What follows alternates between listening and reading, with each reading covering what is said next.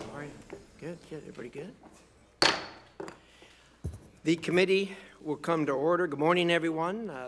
Thank you for being here.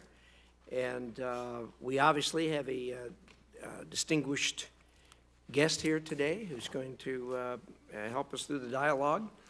And our topic is the State Department's fiscal year 2020 budget request, and our witness is the right man to answer questions about that request, Secretary of State Mike Pompeo.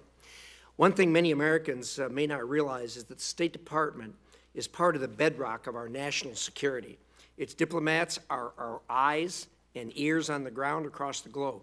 These men and women are the tip of the spear for advancing U.S. interests overseas, our first line of defense against malign influences, and a vital lead in negotiations to make sure that our relations with friends and foes abroad don't go off the rails. The State Department's civil servants work every day to keep the U.S. economy strong, advocating for American exports that translate into jobs back home in states like mine, Idaho, where 24,000 jobs are supported by exporting just agricultural products alone. The State Department also provides billions of dollars to strategic allies like Israel to protect their security interests and help preserve peace around the world. As the old adage goes, the State Department is so indispensable, if it didn't exist, we'd have to invent it. For all of these reasons and many more, I believe we need a vibrant State Department that takes care of our national interests and its own people who do a great job serving the American people. But we need a State Department for today, not for 2001, 1991, or 1975.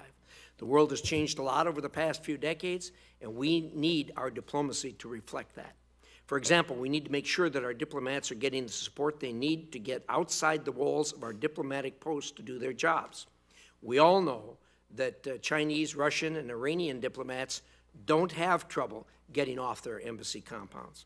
In 2019, the stakes are too high to hamstring our national security in this way, which limits U.S. engagement in a number of places. We need our people out there working with our security partners, advancing human rights and the rule of law, and pushing our American business. These are things we simply cannot do well enough by sitting at a desk behind several layers of security in an embassy. On the State Department's budget, I recognize that like any federal agency, there are many areas for improvement, be it reducing redundancies or increasing efficiencies. I believe the department should find these efficiencies first and consider cuts second. I look forward to hearing Secretary Pompeo address these issues. First and foremost, though, the department needs to be fully staffed. We are far too into a presidential administration for there to be so many unfilled positions. How can we critique the performance of administration if it's not even allowed to field its own team? I'm optimistic that this week we will see confirmation of General Abbasad to be ambassador to Saudi Arabia, but there is much more work to be done, especially to fill a number of very important senior roles in the State Department here in Washington. And I know that the Secretary shares my view in that regard, as we've had several robust discussions regarding that. I want to thank Secretary Pompeo for appearing here today, and expect that this will be far from the last time we see him here this Congress. The easiest way to keep relations strong between the State Department and our committee is through open dialogue. Just like diplomacy, my hope is that the more we are talking, the less we are disagreeing. And so on a personal note, let me say, Secretary Pompeo, I've said publicly, and I'll say it again, you're the right man for the right job at this time. We sincerely appreciate that. Myself, like most other members of this committee, meet regularly with heads of state from the 200-plus countries and high-ranking officials there, and uniformly, you get high marks from those people as far as flying the flag and dealing with them. So thank you for what you do. Thank you for appearing here today. Senator Menendez. Thank you, Mr. Chairman. Welcome, Mr. Secretary, back to the committee. We appreciate you being here. It is something of a cliche to say at hearings like this that we meet at a critical juncture or a consequential time for America in the world. But never in my nearly 3 decades of service in Congress have I seen a confluence of complicated challenges: Russia, China, North Korea, Afghanistan, climate change, rising authoritarianism, Saudi Arabia, migration crises in Central America, Africa, and Southeast Asia. None of these are easy, nor are they all of our making. But with all due respect, Mr. Secretary, thus far, the Trump administration has not demonstrated a deep understanding of or capacity required to meet these challenges. Confronting China is not the same thing as being competitive with China. Squandering alliances and alienating partners while cozying up to dictators is not prudent at precisely the time when we need like-minded, democratic, freedom-loving friends to confront a rising China, a revisionist Russia, or an emboldened Iran. Threatening to cut funding that supports the institutional capacity of our partners in Central America to deal with the root causes of migration, including grinding poverty and the violence of MS-13, is not an effective way to manage that challenge. Undermining unity at the World Trade Organization is a bizarre strategy at a time we should make it clear that China, not the United States, is the outlier in international economic architecture. Haranguing partners about the dangers of Huawei's 5G architecture, a concern that I share, is not a successful approach to develop a consortium of like-minded partners to develop a safe and cost-effective alternative. Failing to develop a diplomatic strategy to support peace in Mali, or the Sahel more broadly, while jihadists and ethnic militia attacks have cost more than 2,000 lives in the last 5 months alone, leaves us vulnerable to global terrorism. And in Saudi Arabia, the administration's violation of the global Magnitsky Law, failing to respond to my request for a determination under the law as to the complicity of the Crown Prince, sends a global message to authoritarians that you can kill and violate human rights with impunity. So I'm disappointed to be having what I feel like is a recurring bad dream. This administration submits a budget request that demonstrates either no understanding of the value of U.S. diplomacy and foreign engagement, or has an active desire to see us retreat from the global stage and cede ground to our adversaries. I'm pleased that Congress, in exercising our constitutional prerogative as a separate and co-equal branch of government, has appropriated funds that we need to secure our interests and protect our citizens abroad. I agree with your national security strategy assessment that Russia poses a threat to democratic partners across Europe. Yet you propose cutting those funds to support democratic institution building. I applaud the administration's continuation of the Obama-era policy ISIS strategy, working with critical partners that has led to the expulsion of ISIS from physical territory. And I'm pleased that at the urging of Congress and of allies, you seem to be willing to keep U.S. troops in place to help secure our interests. But as General Voltel warns, the fight is far from over.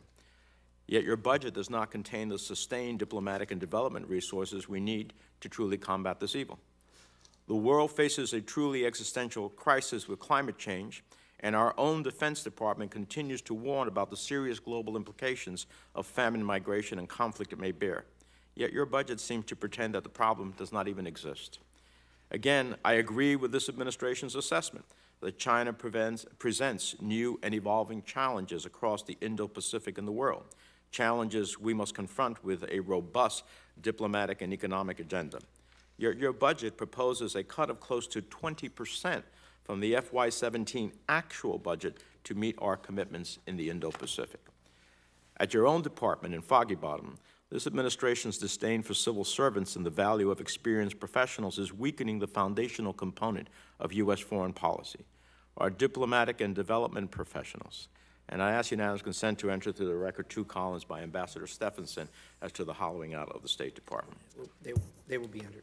Finally, on the matter of oversight, I'd like to flag for your attention a classified matter that the committee had a briefing on yesterday, the details of which I won't and can't discuss here, where we raised with the department an important issue that had not previously been shared with us, would not in fact have been shared with us had we not raised it with you, and may have made the difference in how senators voted on a particular matter.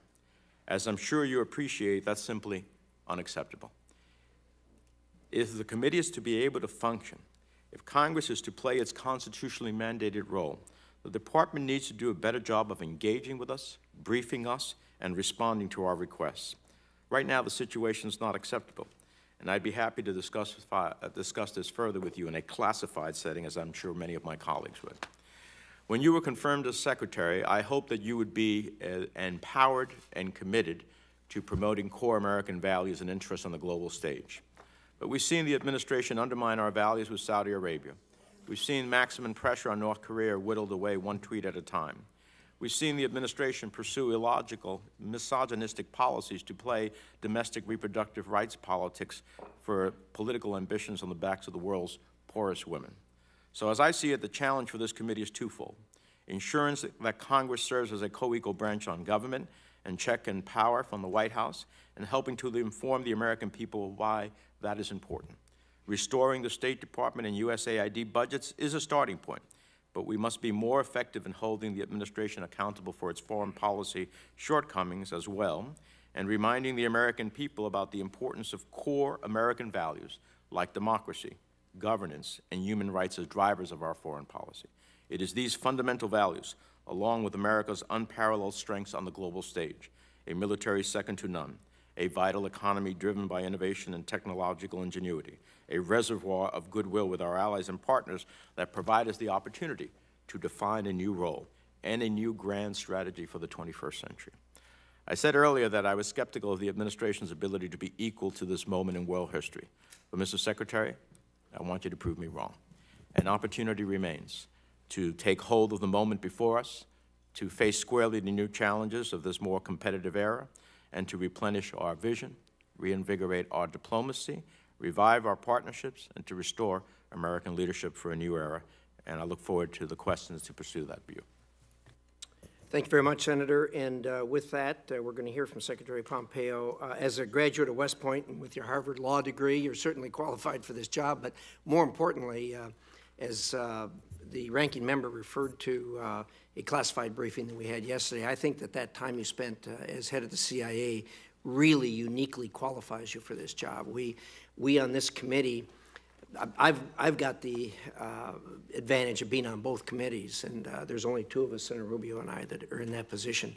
And we had a stark reminder yesterday of the tremendous amount of information that's out there in the classified setting that we can't talk about at hearings like this. But Senator Menendez is correct that there are items that we need a closer bond on. This isn't your fault. It's the way that the system works here, where we have a separate Foreign Relations and Intelligence Committee, and the volume of what we deal with in Intel is just, as you know, is just staggering, and it affects what we do here. So anyway, probably as much as we can talk about here. But with that, Secretary Pompeo, the floor is yours, and a warm welcome. Chairman Risch, thank you. Senator Menendez, Ranking Member, thank you, sir. In my testimony yesterday to the Appropriations Committee, I took a few moments to describe the administration's greatest foreign policy challenges, what we've done to solve them, how we've benefited the American people by doing so. And I want to spend a few minutes talking about that same set of issues here with you all this morning. When we took office, we inherited the most complex set of threats that the United States of America has faced since World War II. We faced a China that was turning towards authoritarianism, turning away from market liberalization, and turning the screws on its minority populations in a truly Orwellian fashion. We faced an Iranian regime that, flush with cash from the nuclear deal, set about seeding terror from Yemen to Syria to Lebanon and beyond. We faced a Russia that felt no compunction about invading Ukraine, seizing Crimea, meddling in our elections, and breaking arms control treaties. We faced a North Korea that continued to pursue its nuclear and missile proliferation threats to our nation. And we faced a terror threat that was more deadly and stretched across a far wider geography. What did we do? First, the Trump administration recognized and faced reality. We know we can't make sound policy based on wishful thinking. We can't lead from behind. We leveled with the American people and our friends and partners about the threats that we face individually and collectively. This honesty produced growing bipartisan consensus on Capitol Hill about the need to confront Chinese aggression. It produced unanimous consensus inside of NATO that arms control agreements like the INF Treaty are worthless if only one party adheres to their terms. It produced international support for the brave people of Venezuela. Basing policy on reality, we recognize Jerusalem as Israel's capital. We recognize Israel's sovereignty over the Golan Heights. It's why the State Department designated the Islamic Revolutionary Guard Corps as a terror organization on Monday. It's just a simple recognition of reality. Second, we use creative diplomacy to build coalitions to confront our enemies. We know we can't nor should we do everything ourselves. We convinced our NATO allies to spend more on their own defense. We rallied the Defeat ISIS coalition to dismantle the caliphate in Iraq and Syria. We convened over 60 countries in Warsaw to discuss common threats and shared opportunities in the Middle East, and that included both Arab and Israeli leaders talking to each other. We're getting our Middle East Strategic Alliance off the ground, and we have built out an Indo-Pacific strategy to do a true pivot to Asia. We've supported our hemispheric partners in the OAS and the Lima Group as they work to support the Venezuelan people, and we've forged a global coalition at the United Nations to impose the toughest ever sanctions on the Democratic People's Republic of Korea. So what did we get? Third, what are the outcomes? This administration promised to dismantle the caliphate, and we've done it. We promised to confront China for its unfair trade practices and call them out on human rights violations. We've done that too. We promised to exit the Iran nuclear deal to exert pressure on Tehran to change its murderous ways. Still more work to do. We're working every day to protect our citizens at home and abroad, advance American prosperity and values, and support our allies and partners overseas. Finally, one point. Each of you, too, in your opening remarks alluded to this. When I became the Secretary of State, I promised I would put diplomacy at the forefront of defending U.S. national security, to give state its swagger back. I think we've made a lot of progress. Here's what we've done. It's been 11 months and a couple of weeks now. I lifted the hiring freeze, both on our team and employee family members. This was a no-brainer, taking 2,000 talented people and putting them back in the workforce. We reinstituted promotion rates for the foreign services. We'll have more foreign service officers by the end of this calendar year than ever in the history of the United States of America. The notion that we've been hollowed out is simply not factually based. New foreign service officer and foreign service specialist classes are being admitted. 55 senior leaders have been conferred by the Senate. I appreciate that. I hold small group events, both when I'm traveling at embassies, I do it in Washington and other places where State Department has officials. We call them Meet with Mike, where I hear directly from our team. And more importantly, I get to hear the things that we're doing well and the things that they wish we were doing still better. I've learned a great deal from these professionals. Back in the States, I've traveled a bit, traveling around the country talking about the importance of diplomacy in America and frankly doing some recruiting work as well to make sure we have America's finest joining our team. At my recommendation, President Trump and the Senate recognized 4 individuals with the rank of career ambassador: David Hale, Phil Goldberg, Michelle Sassans, Dan Smith, who leads our Foreign Service Institute. The rest of our team knows that they can look up to these true diplomatic professionals. A lot more to say, but I'll end there. I look forward to discussing the administration's foreign policy and the $40 billion budget request for the State Department and USAID for fiscal year 2020. Thank you. I look forward to your questions. Thank you. We appreciate that. I'm going to reserve questioning as we go down the pike, and so I will first yield to Senator Menendez. Thank you, Mr. Chairman. Mr. Secretary, the administration's recent decision to cut all U.S. aid to El Salvador, Guatemala, and Honduras appears to me to stand out as a self-inflicted wound to our national security and our national interests. Just 6 months ago, Vice President Pence said that the United States, quote, has never been more committed to strengthening our partnership with the nations in the Northern Triangle, close quote, and to address the drug trafficking gangs and criminal violence forcing people to flee their countries. He said, quote, we must confront them at their source within the Northern Triangle. So let me ask you a few basic yes or no questions. Do you believe that U.S. foreign assistance advances our national security? Are you speaking about in the Northern Triangle countries and its effectiveness, or are you speaking broadly as foreign? Let's start broadly. Yes, sir. If done properly, done effectively, it certainly can. Do you believe that it is in the U.S. national interest to work with countries around the globe to combat drug trafficking and transnational criminal organizations? To do this effectively, we need partners all around the world. Yes, Senator. Do you believe that U.S. national security is advanced by terminating funding for law enforcement cooperation with Central American countries? If I may explain the decision that we've made and why the President made that decision, it begins with the fact that there's an enormous crisis at our southern border. The United States has spent hundreds of millions of dollars to try and build out solutions, foreign assistance dollars to try and build out solutions in these 3 countries, El Salvador, Guatemala, and Honduras. You can see, it's a fact of this crisis at the southern border, that it has not been effective. And so we are endeavoring to change that, right? This is, we deal in reality. It's not enough to take taxpayer money and spend it there. You need to get something for that, and that's what we are engaged in now.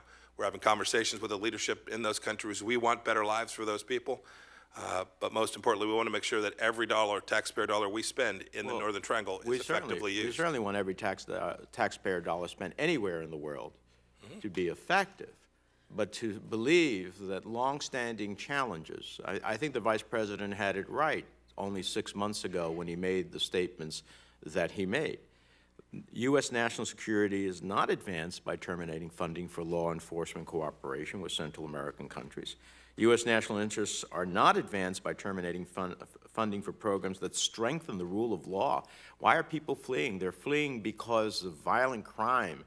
Their choice is stay or die, or flee and have a chance at living, or stay and see my daughter raped, or stay and see my son forcibly put into a gang. We need to fight at the very essence of that. And the very essence of that is not at our border, it's in Central America.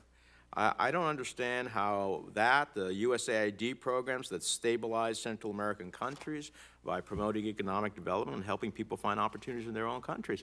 I think the administration had it right, and that Congress is urging when you were involved with Central America and trying to get to the root causes. All this will do is create greater instability in the region and will drive more people in fear and in hopelessness to the border, and we will exacerbate the situation. So I really urge you to recalibrate that, because it's just a fundamentally wrong policy. Let me switch to something we do agree on, Venezuela.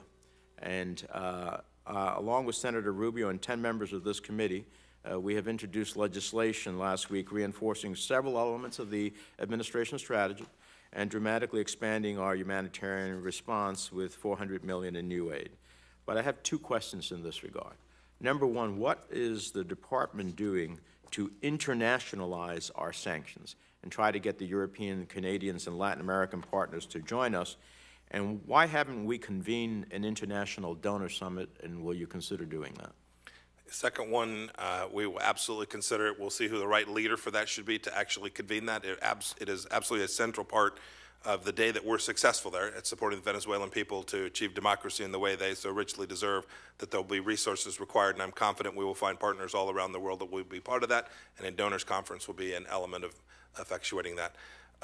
Your first question was, we are working with some 50-plus nations now that have recognized the new government, the leadership under Juan Guaido, to sanction in the same way that we have.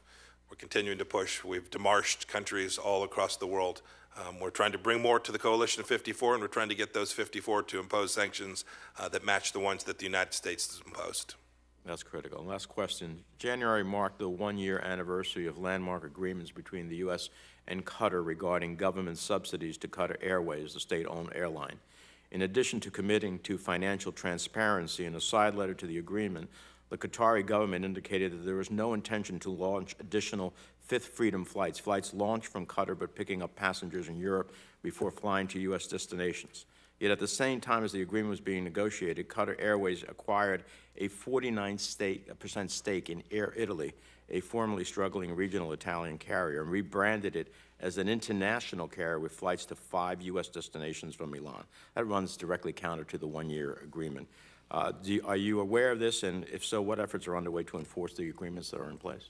Yes, Senator, I'm personally aware that I have personally engaged on this issue, and we are working to make sure that every party to those agreements complies with every element of those agreements. In fact, I will engage again tomorrow with several of the parties that are in this. The entire United States government sees what's going on, and we're working to put this agreement. We think it was a good agreement.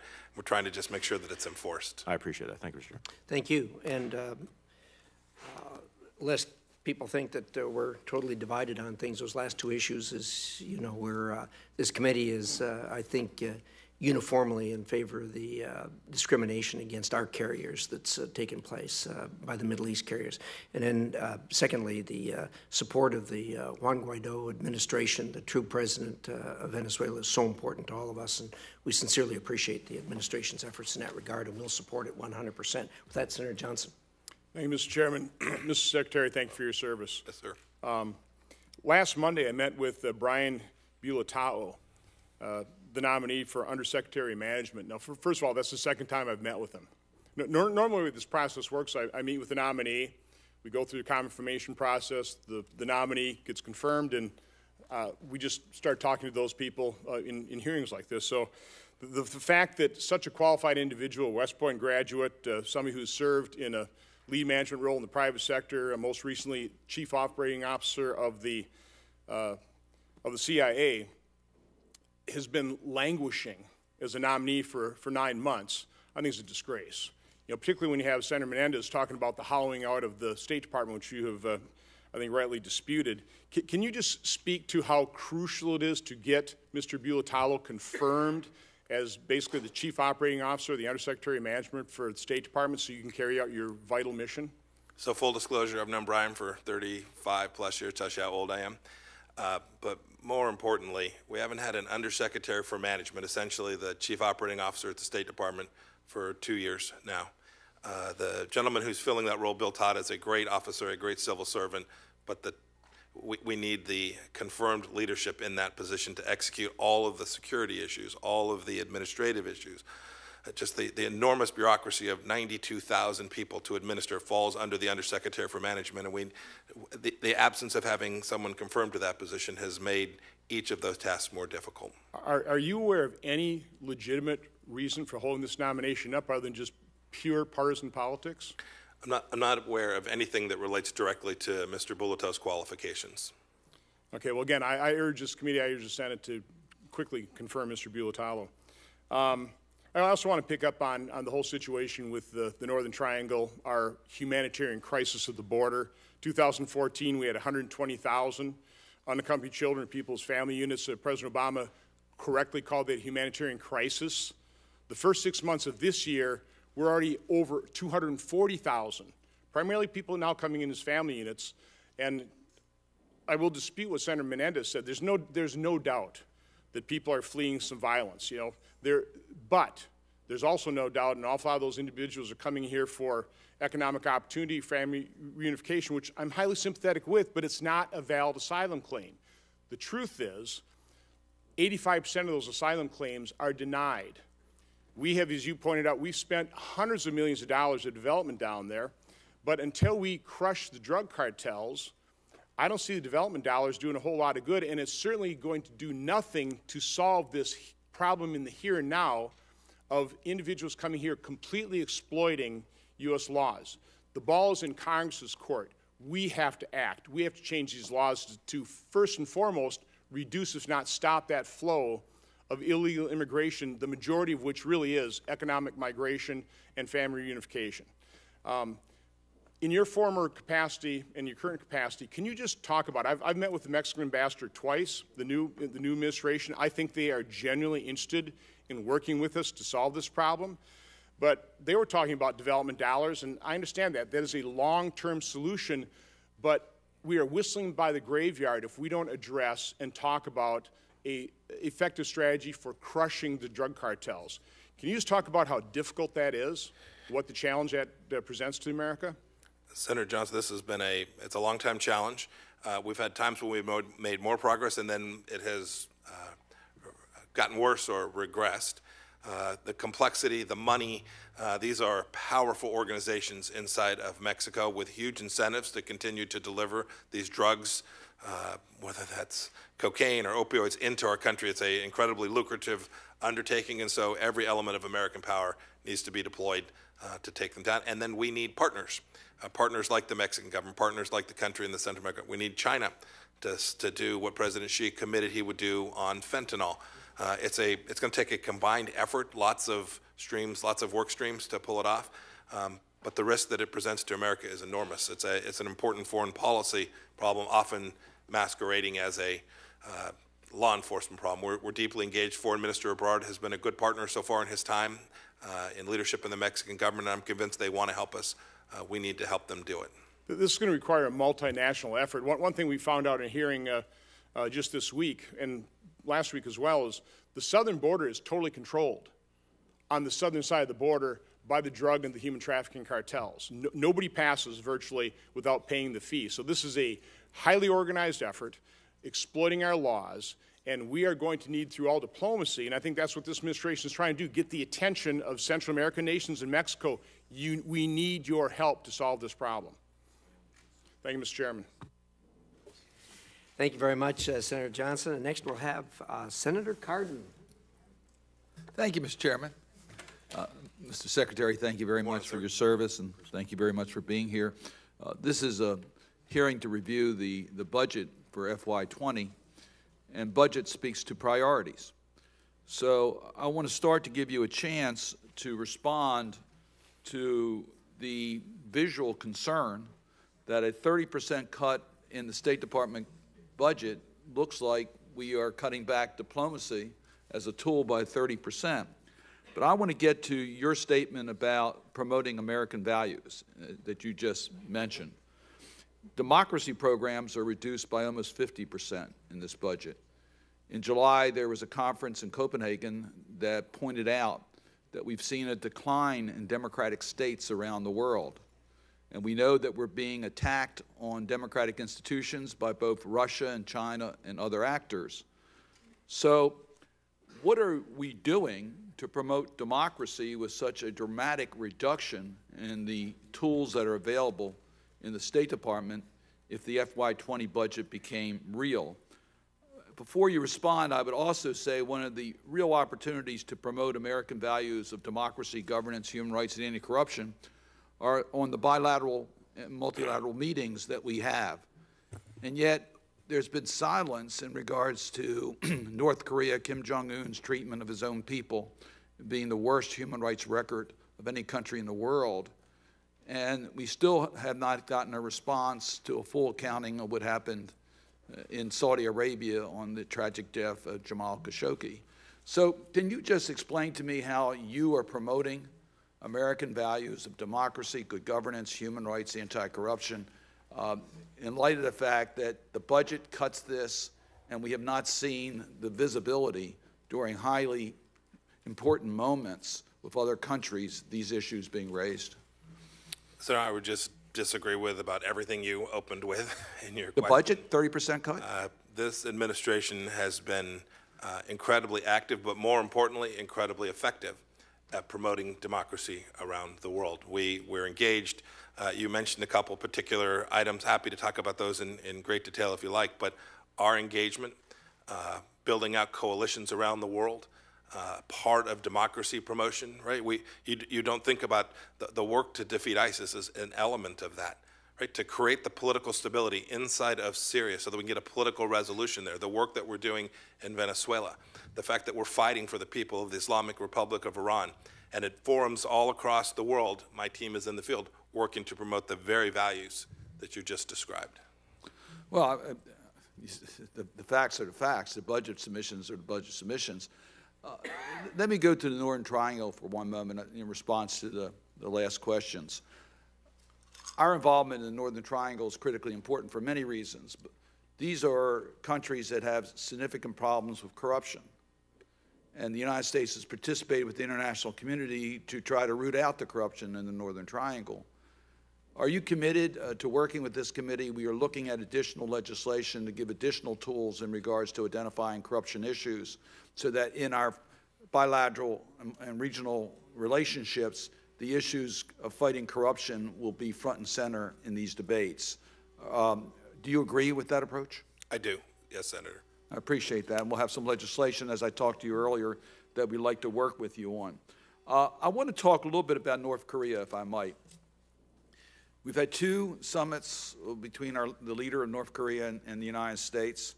Have we reached an agreement of what the denuclearization of the Korean Peninsula would look like? I can't answer that question yes or no. We have had extensive conversations with the North Korean about what the full final denuclearization as verified by the international community would ultimately look like. It would look like the fully denuclearized North Korea. Has That's what it would look like. Has Kim Jong-un, the leader of North Korea, agreed on that assessment on the what the denuclearization would be involved? Yes, he said it. He's made the commitment to me more than And half a dozen times. He has given, made the commitment to the President of the United States, and it's in writing.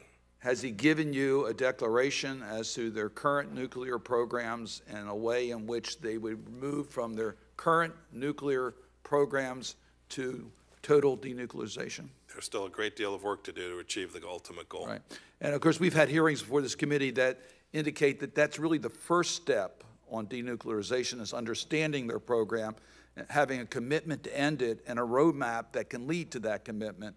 That's usually the preliminaries. We now have had 2 summit meetings, and we don't yet have that in place. Senator, I wish we'd have gotten that from the Iranians. I do believe we have a It was a total fraud, Senator, and everyone knew it. The declaration the Iranians made was completely fraught with errors, both of intentional and otherwise. We're working. We understand that you need a baseline to begin to denuclearize North Korea, and we're determined to get there. I appreciate your pivot to my question. Well, I answered your question. We're still got work to do, Senator. I understand that, and I'm trying to focus on North Korea. In Iran, there are boots on the ground. We have people, not us. The international community have inspectors that are looking at sites. Do we have international inspectors in North Korea? We do not. Thank you, Mr. Chairman. Thank you. Senator Romney. Thank you, Mr. Chairman. Mr. Secretary, it's an honor to see you. I appreciate your service to our country. You're a man of extraordinary capacity, having worked in the private sector, having served in the CIA as well as other parts of the public sector, and of course having gone to the best law school in the world. And so I appreciate your capacity to consider the kind of challenges we have. It is no surprise to anyone that China has ambition to dominate the world economically, militarily, geopolitically, and it would be a very, very different world indeed if they had the capacity and the ability to do that.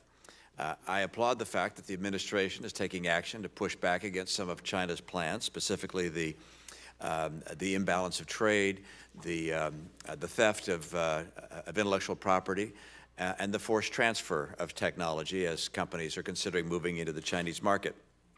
But I wonder whether we're really addressing and confronting in a holistic strategy the various initiatives that China is undertaking. And there are some that I don't know whether we have plans afoot to deal with them piece by piece or whether we need something more expansive, but some kind of mind.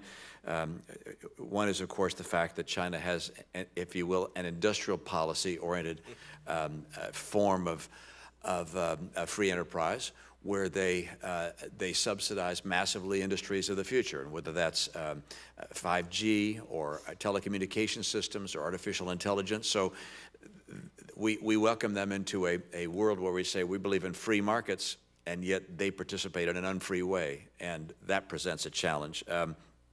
They also are reported to buy American and other Western companies, small companies that have good technology, steal that technology and take it back to their more domestic purposes. They have a very extensive propaganda program in our country and throughout the West.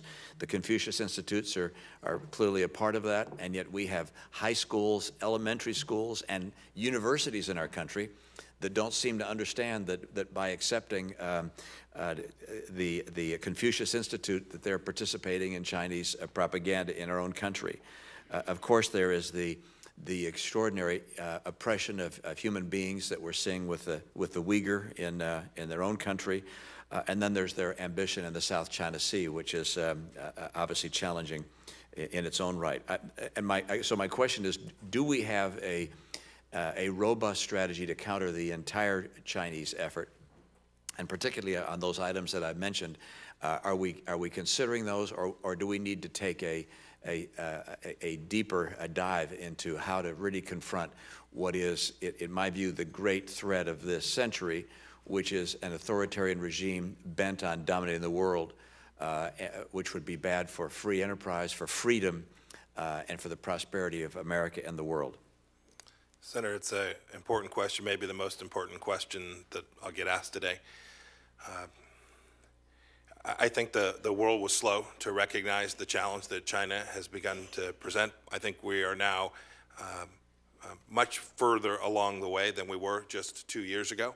First step is always to recognize the challenge you have in front of you, and then second, to chart a course to confront each of those various challenges. You talked about a challenge from the Orwellian nature of the absence of human rights inside of China. You talked about it's not just Uyghurs, it's Kazakhs, it's Christians, it's broader than that. If you've seen these stories of this app that's being used, it's the Little Red Book, Mao's Little Red Book brought to your iPhone, where they have people put in their phone numbers and their names, and they get points for answering questions about Xi's policies. It's really quite something. The military is on the advance. You've seen it in the technology space. The State Department has a role in each of those. Obviously, other agencies have a bigger part in some of them. But our effort has been broad. First, to let the world know of these challenges. So our team across 180-plus embassies is out talking to our partners, sharing with them the risks, identifying the information we have so that they'll begin to take this challenge seriously. With respect to predatory lending and forced technology transfer, we're telling these countries about what will happen to them. It may feel good for a year or 2 years when you get that new project, but the legacy, the overhang will be enormously bad for the people of your country.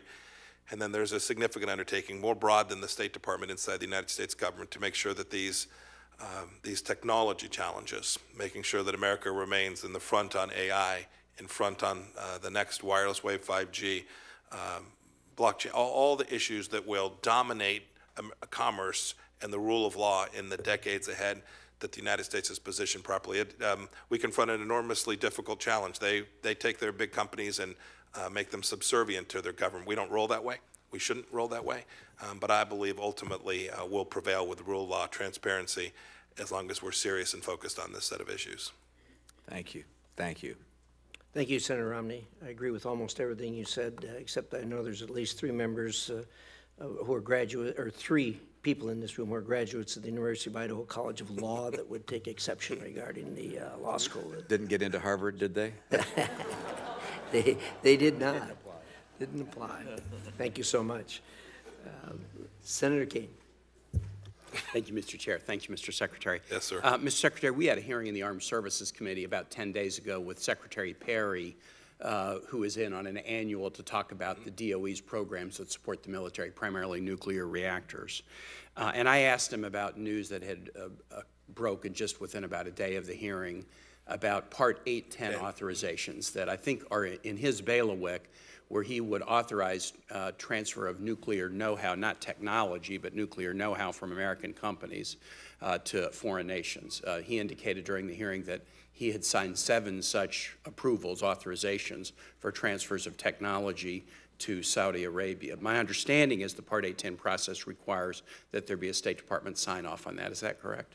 I believe that's correct. We're aware of these Part 810 issues. He had kept these private in a way that was counter to earlier practice, where the authorizations, at least the fact of the authorizations, had been made public. He described it as necessary to protect proprietary information. I asked him, well, you could keep the proprietary information private, but what about the fact of the authorizations? Did the State Department have to sign off on the DOE keeping the fact of these authorizations private? Senator, I don't know the answer to that, but I will get you an answer on whether we signed off on the decision not to release that information, or if we were involved, or more broadly, if we were involved in that decision. That would be helpful. I'll follow up with that. And then finally, I also asked him about the date of the authorizations. The 7 occurred from Inauguration Day 2017, but I asked if he knew anything about the dates. Do you know whether any of the authorizations occurred after October 2, 2018? I do not. I don't know. I'm sorry, Senator. Yeah. I will follow up with that as well. Another question on Saudi Arabia. I'm just referring to an article in the National Interest dated September 22, 2018, which references earlier reporting by Newsweek.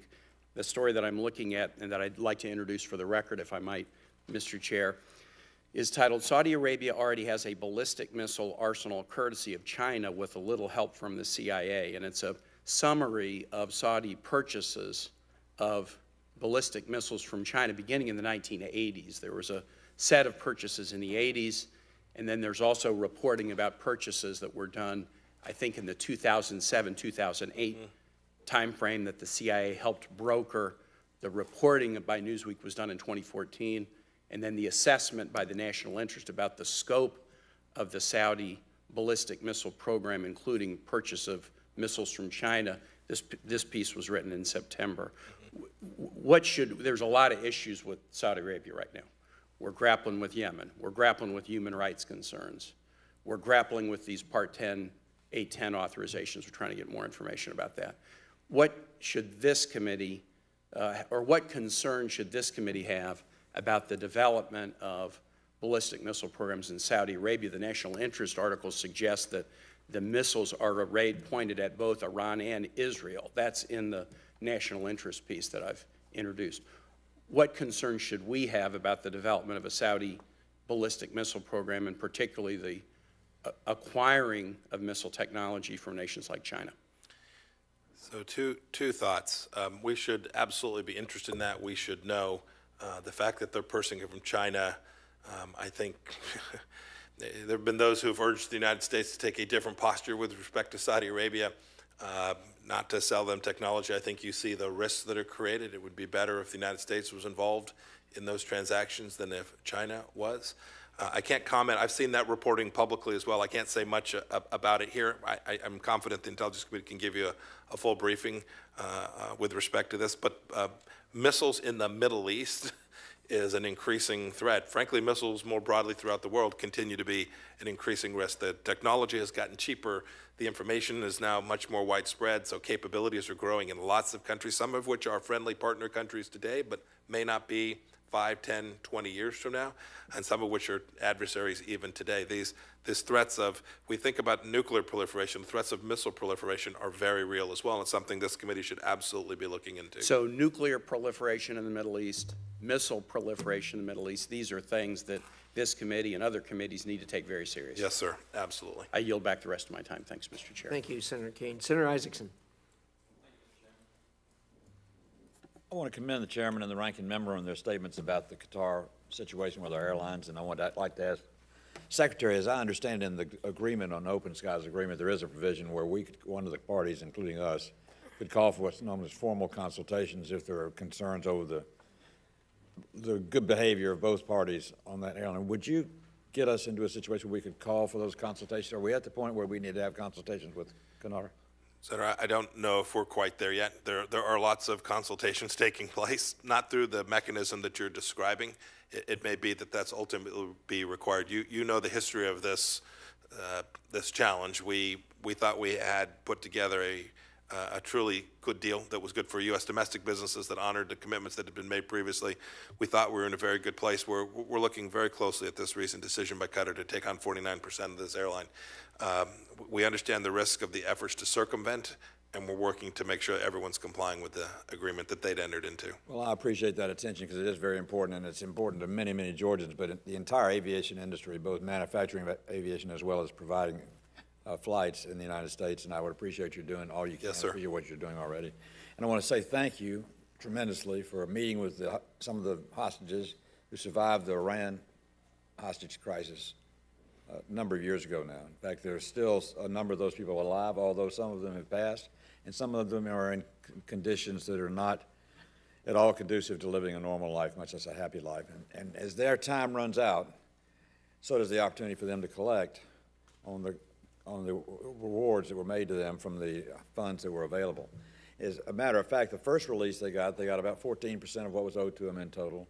The last release, that went from 14% to 4%, not because they reduced the amount of money from the fund that they took out, but because 3,000 other people were added to the fund in the special matters choice to give that money out. And I'm really worried about them ending up not getting what they should have gotten. These people went through probably as bad a torture, as bad a treatment as any American ever did. It was the formation of the Nightline TV show with 444 nights all America saw was happening to them. So I'm really concerned about them, and I want to do everything we can to see to it they get their money and they're spoken for. Have you talked with Attorney General Barr about their situation? I've not had a chance to do that yet. It's an important issue. 52 hostages, 444 days. Frankly, held by some of the same people who are leading the Islamic Republic of Iran today, beaten by those very same human beings. I'm aware of the situation with respect to them getting the money that they deserve, and I will have a conversation with Attorney General Barr. I've not had a chance to do that yet. I would really appreciate it if you would. I think about it every day. Colonel Scott from Georgia, Stone Mountain, Georgia, was one of those victims. Mm-hmm. He's a wonderful man. He's aging, as all of us are, and I would love to see the families get the money that was intended to go to them, to go to them. Lastly, I want to talk about New START for just a second. I supported the START Treaty 4 or 5 years ago when we ratified and extended it. I know it comes up in 2 years, I think, for renegotiation. I think there are preliminary talks going on. Am I not correct? That's correct, yes, sir. A lot of people, some of those nuclear treaties have been canceled in recent years, and there's some people that have misperceptions of different nuclear agreements like IMF and other things like that.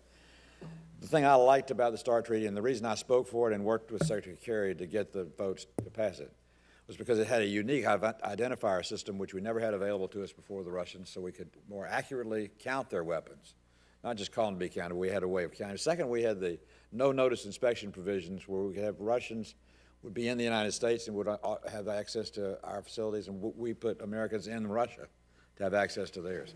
So having that kind of elevated accountability was good to me, was something I thought was good for the country. What stage are we on New START? Are we going in the right direction, and do you think New START has served us well so far? So New START, different than the INF Treaty, there is large compliance with the New START agreement on both sides. There are some arguments on the edges each, but largely they've been compliant. Both the Russians and the United States have been compliant. We're at the very beginning of conversations about renewing that. If we can get the deal right, if we can make sure that it fits 2021 and beyond, President Trump has made very clear that if we can get a good, solid arms control agreement, we ought to get one. And we're at the start of having those conversations. Thank you, Mr. Secretary, and thank you for the great work you're doing for the country. Thank you, sir. Thank you, Senator. And I agree with you. That New START's going to be very important to us, and we're living in a different world than when the original START Treaty was put together, and there's going to have to be accommodations for that for other powers in the world that aren't a member of the treaty. So thank you. With that, Senator Merkley. Thank you.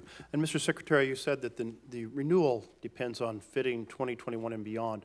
What are the 2 or 3 key things that you think need to be addressed to make the New START fit 2021 and beyond? Yeah, it's a good question, Senator. So technology has moved. The central ideas of strategic deterrence that underpin the New START deal, we need to make sure still fit the various technologies that exist today. Some may be more important. The nuclear triad, it may be different. We've got to make sure it fits so there's true deterrence continues to extend. We have to make sure that the verification regime fits technology today, the world as it moves forward. And then finally, we need to make sure that we've got all of the parties that are relevant as a component of this as well.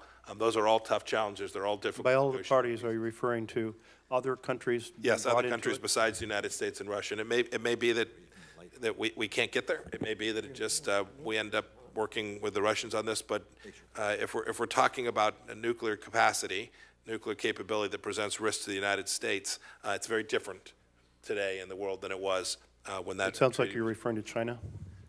Yes, sir. Okay. Certainly, with respect to missiles for other treaties, it's certainly China that has large numbers. Well, let me pivot to China then. The Uyghur Muslims are being enslaved in re-education camps, industrial production, being taken off the streets. Some villages basically have no men left yet. There is a Uyghur Human Rights Policy Act. I believe Marco Rubio is the lead on it, but it's bipartisan. Do you support Congress taking a strong stand, America taking a strong stand in regard to this persecution of the Uyghurs? I do. Thank you. So China has taken the proceeds from the imbalance in trade, and they have brought their infrastructure from bicycles to bullet trains in about 25 years. I was on the first bullet train out of Beijing. They now have 16,000 miles of levitated magnetic bullet trains running over 200 miles. We have 0 miles. They are buying up foreign minerals around the world. They are doing prestige projects to expand their influence in country after country. They're engaged in debt diplomacy so that those projects can actually lead to huge leverage going forward, like the port that they've taken control of in Sri Lanka. They are doing an inside deal in El Salvador where they are attempting to buy a huge chunk of the southern coastline in El Salvador to extend their influence in Central America. They are on the move in a comprehensive Belt and Road strategy. While we're sitting here, our infrastructure has been basically the same the last 25 years. I'm very concerned that we are slipping behind. What are we going to do about it? Well, Senator, with respect to U.S. domestic infrastructure, it's a bit out of my lane as Secretary of State.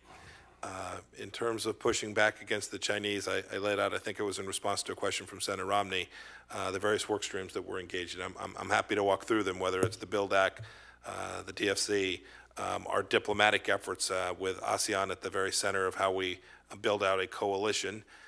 And on the technology side, there is a all of United States government effort to make sure that U.S.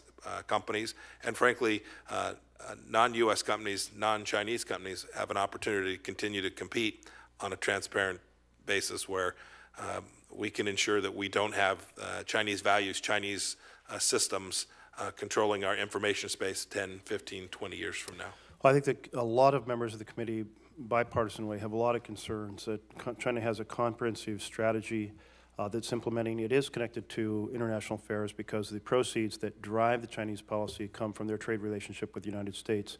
Let's turn to North Korea.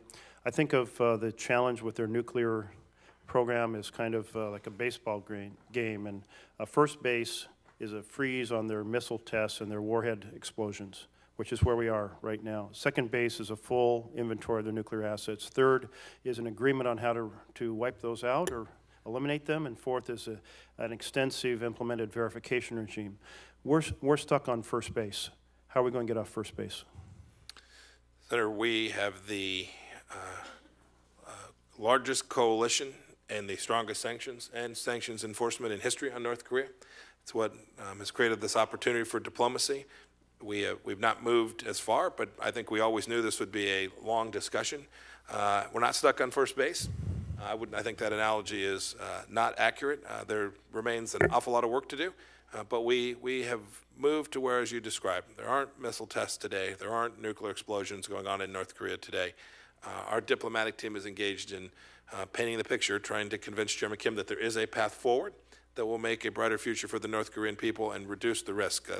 We've got Japan, we have South Korea, we engage with the Russians and the Chinese. It is a broad effort to lead a diplomatic undertaking to convince Chairman Kim to deliver on what he promised President Trump he would do in Singapore in June of last year. Thank you. My time is up, but I'll just summarize by saying the economic sanctions are weakening. The North Koreans are finding many more ways around them. They have proceeded to develop their missile program even while they have frozen their ballistic missile testing and their warheads. So we're not even completely safe on first base. Thank you. Senator Pompeo, did you want to respond to that last comment? No, only that it's always important to remember initial conditions. When we came in January of 2017, there was nothing going on.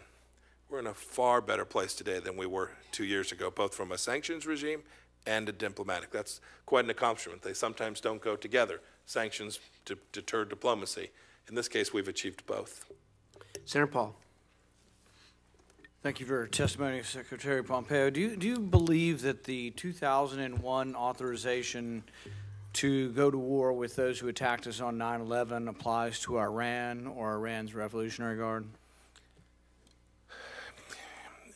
I'd prefer to just leave that to lawyers, Senator. Well, I would think it would be a pretty important question that whether or not you think you have the right to invade or declare war or engage in war with Iran. It doesn't sound like something we're going to leave to the Supreme Court. It's going to be a decision by the administration. Right. Does the administration believe you've just recently classified, the entire Revolutionary Guard as terrorist? Do you think that somehow includes them in the 2001, and is that any part of the decision-making process with including this designation? I'll answer your second question. It was not part of the decision-making process. The designation was a simple recognition of reality. These are terrorists. They killed 600 Americans. 600 Americans dead, families today grieving. We recognize them as terrorists in the same way we do other terrorist groups around the world. When we see them, we try to call them out as best we can and as quickly as we can. But you're unwilling to state unequivocally that that the resolution in 2001 to have retribution and stop the people who attacked us, that Iran had something to do with the attacks on 9/11, or that the National Iraqi, Revolutionary Guard had something to do with 9/11. Yeah. So you asked a factual question and a legal question there. The legal question I will leave to counsel.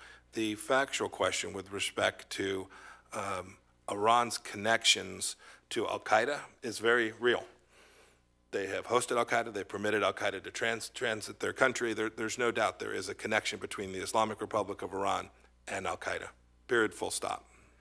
Yeah, and I think some would argue that the Iranian government is not real happy with Sunni extremists. They have Sunni extremists in their country, but it's not sort of like they're joining forces to fight the West. They actually would just as soon eradicate Sunni extremists and have actually evicted quite a few or imprisoned quite a few. So I don't think that dog hunts very well.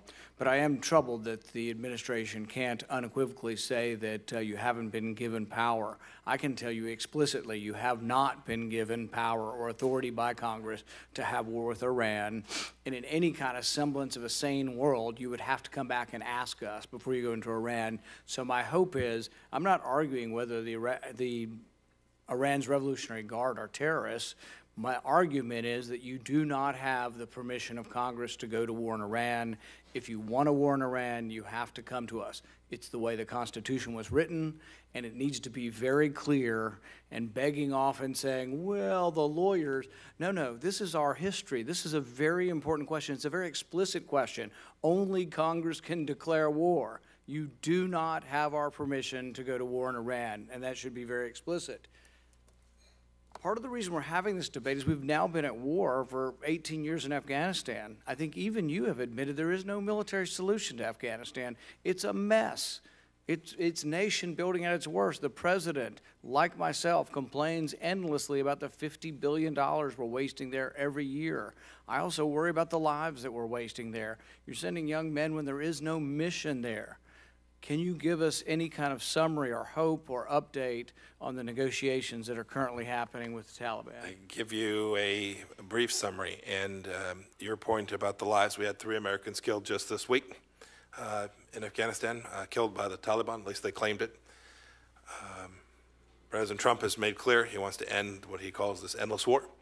And our team is working diligently to create the conditions to do that. Ambassador Khalilzad, I think he's in Doha today or maybe in Kabul, working with the Afghan government, with other Afghans, non-Taliban, as well as with the Taliban, to create conditions so that we can deliver on what the president has said he wants done there, which is to reduce, you talked about American outlays, dollars, American taxpayer money, but also to reduce the risk for Americans.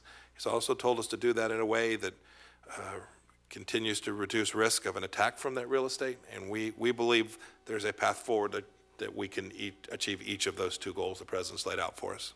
Thank you. I think we have the greatest military in the world. Nobody can measure us anywhere. We can do anything. But I'll tell you what a Navy SEAL told me. He'd been in 19 years a couple years ago. He says, we can go anywhere. We can kill anyone. We can complete any mission you ask us. But the mistake is when you ask us to stay and plant the flag. We're not so good at nation building. Our soldiers don't want to do it. It's a huge expense of money and lives. Let's learn how to declare victory, and I commend the president for trying to declare victory, and I hope you'll support him in that. Thank you, sir. Senator Murphy. Thank you very much, Mr. Chairman.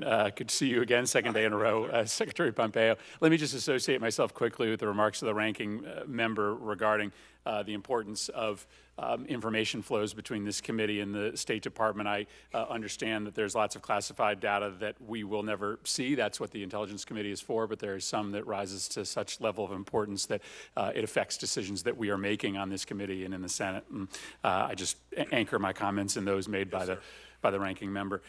Second, just a quick pushback on a piece of your opening statement. You did note that we are at record numbers of Foreign Service officers, and that suggests there is no hollowing out of the State Department happening. I would just remind the committee that's because we have rejected the requests from this administration to dramatically reduce the budget of the State Department. And had we enacted the requests of this administration, you would be on a glide path to record low numbers of personnel. And again, I've never been of the mind that this is the budget that you would write, Mr. Secretary, but it's just a reminder that to the extent we still are holding the line, it's because we've stayed together on this committee. Mr. Secretary, I wanted to come back to the question of Chinese technology, 5G, and Huawei. I was in Dublin a couple months ago, and the embassy there noted that the Chinese embassy was exploding with personnel, and that was not coincidental to the open tender of the new high-speed network in Ireland, a country that's frankly very important to us because we have a lot of American data there and a lot of American companies there. And it struck me that we are just vastly outmanned when it comes to this contest. We have, generally in embassies, one State Department officer who's handling technology, energy, and healthcare. And then we have military attachés that, by and large are not technology experts in these places. And so you've talked in previous hearings about leveraging access to the U.S. national security apparatus. But what are the other ways in which we can get on the right side of this fight? I mean, I worry that we're losing this fight badly to the Chinese right now, in part because they just have staffed up and we haven't. I also wonder whether there's an opportunity to leverage U.S. companies, particularly in a place like Ireland, who should be sensitive to American data that they hold being, at some point, maybe way down the line, an object of national security interest from the Chinese. So what are the additional tools that we could give you to try to contest this fight over the global build-out of 5G? So that's an important question. Let me take the second part of it first, or the second idea contained in there. We, the State Department, has to do a better job of making sure that American companies, frankly, non-Chinese companies, will always fight for ours, but that the technology systems being put in place in these countries have American values embedded within them, right? Privacy protections, concepts of property rights, all the central things that we would want from a technology system. So we have two functions. One is to make sure not only do those governments, a country like Ireland or someplace else, as well as the private entities contemplating major technology acquisition, understand the risks associated with the Chinese technology, and then we have to help our companies show up to compete. On 5G today, we're behind. It is difficult to show up with a suite, and we will always have a direct cost disadvantage there. The Chinese will subsidize in ways that we just don't. So your point about leveraging the private sector, I think, is very real. In terms of what other tools do we need, it's the case that we have just a handful of officers in most embassies around the world working on economic issues, but we have a big department, Undersecretary for Economic Affairs. I hope we'll get him confirmed before too long. So we'll do better at this. He comes out of that very space, the nominee does. I think we're close. We have to show up with our full team. When there's a competition, when there's a tender, we have to show up there and make sure that the opportunity for an alternative choice is available. Listen, it's the fight of the next 20 to 50 years, Yes, sir. and we're fools if we don't staff up the State Department with a technological expertise that can win this battle. One final question.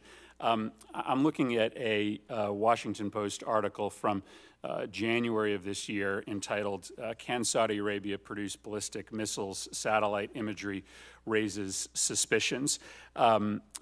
Notwithstanding our bipartisan concern about Iran's ballistic missile program, is it still the policy of the United States to oppose the proliferation of ballistic missile technology in the Middle East? Yes, we're concerned about ballistic missiles in the Middle East and elsewhere, Senator. All right, thank you. Thank you very much, Mr. Chairman. Welcome, Mr. Secretary. It's good to have you here. Hello, sir. I want you to know that I, along with many other members of this committee, would like to see the Senate confirm more of the President's nominees to the Department of State as quickly as possible. And I just want to take a moment to flag two particular nominees. They happen to be from my home state of Indiana. They're exceptional, and they need to move forward very quickly. Stephen Ackard is the nominee to be the Director of the Office of Foreign Missions. It's been more than 12 months ago since the President first nominated Stephen Ackard. That needs to move forward. Many people don't fully understand the position he was nominated to serve in, but effectively he's the top human resources officer for the Foreign Service. So this is a critical member of your team, and I commend you for being able to operate short-staffed. The second nominee I wanted to mention is Kip Tom. I've known Kip for a number of years, highly qualified. He knows more about agriculture than I'll ever aspire to know. But look, he's been nominated to serve as ambassador and U.S. representative to the UN agencies for food and agriculture. It's been over 8 months. And for farmers in Indiana and other states, I know it's critically important to have a voice at the United Nations speaking on behalf of our farmers and ranchers. So the good news is that both of these nominees were reported favorably from this committee to the full Senate last week, but both of these nominees remain among more than 60 outstanding nominations referred to this committee that are pending in the Senate. I just urge my colleagues and Senate leadership to confirm both of these highly qualified nominees as soon as possible.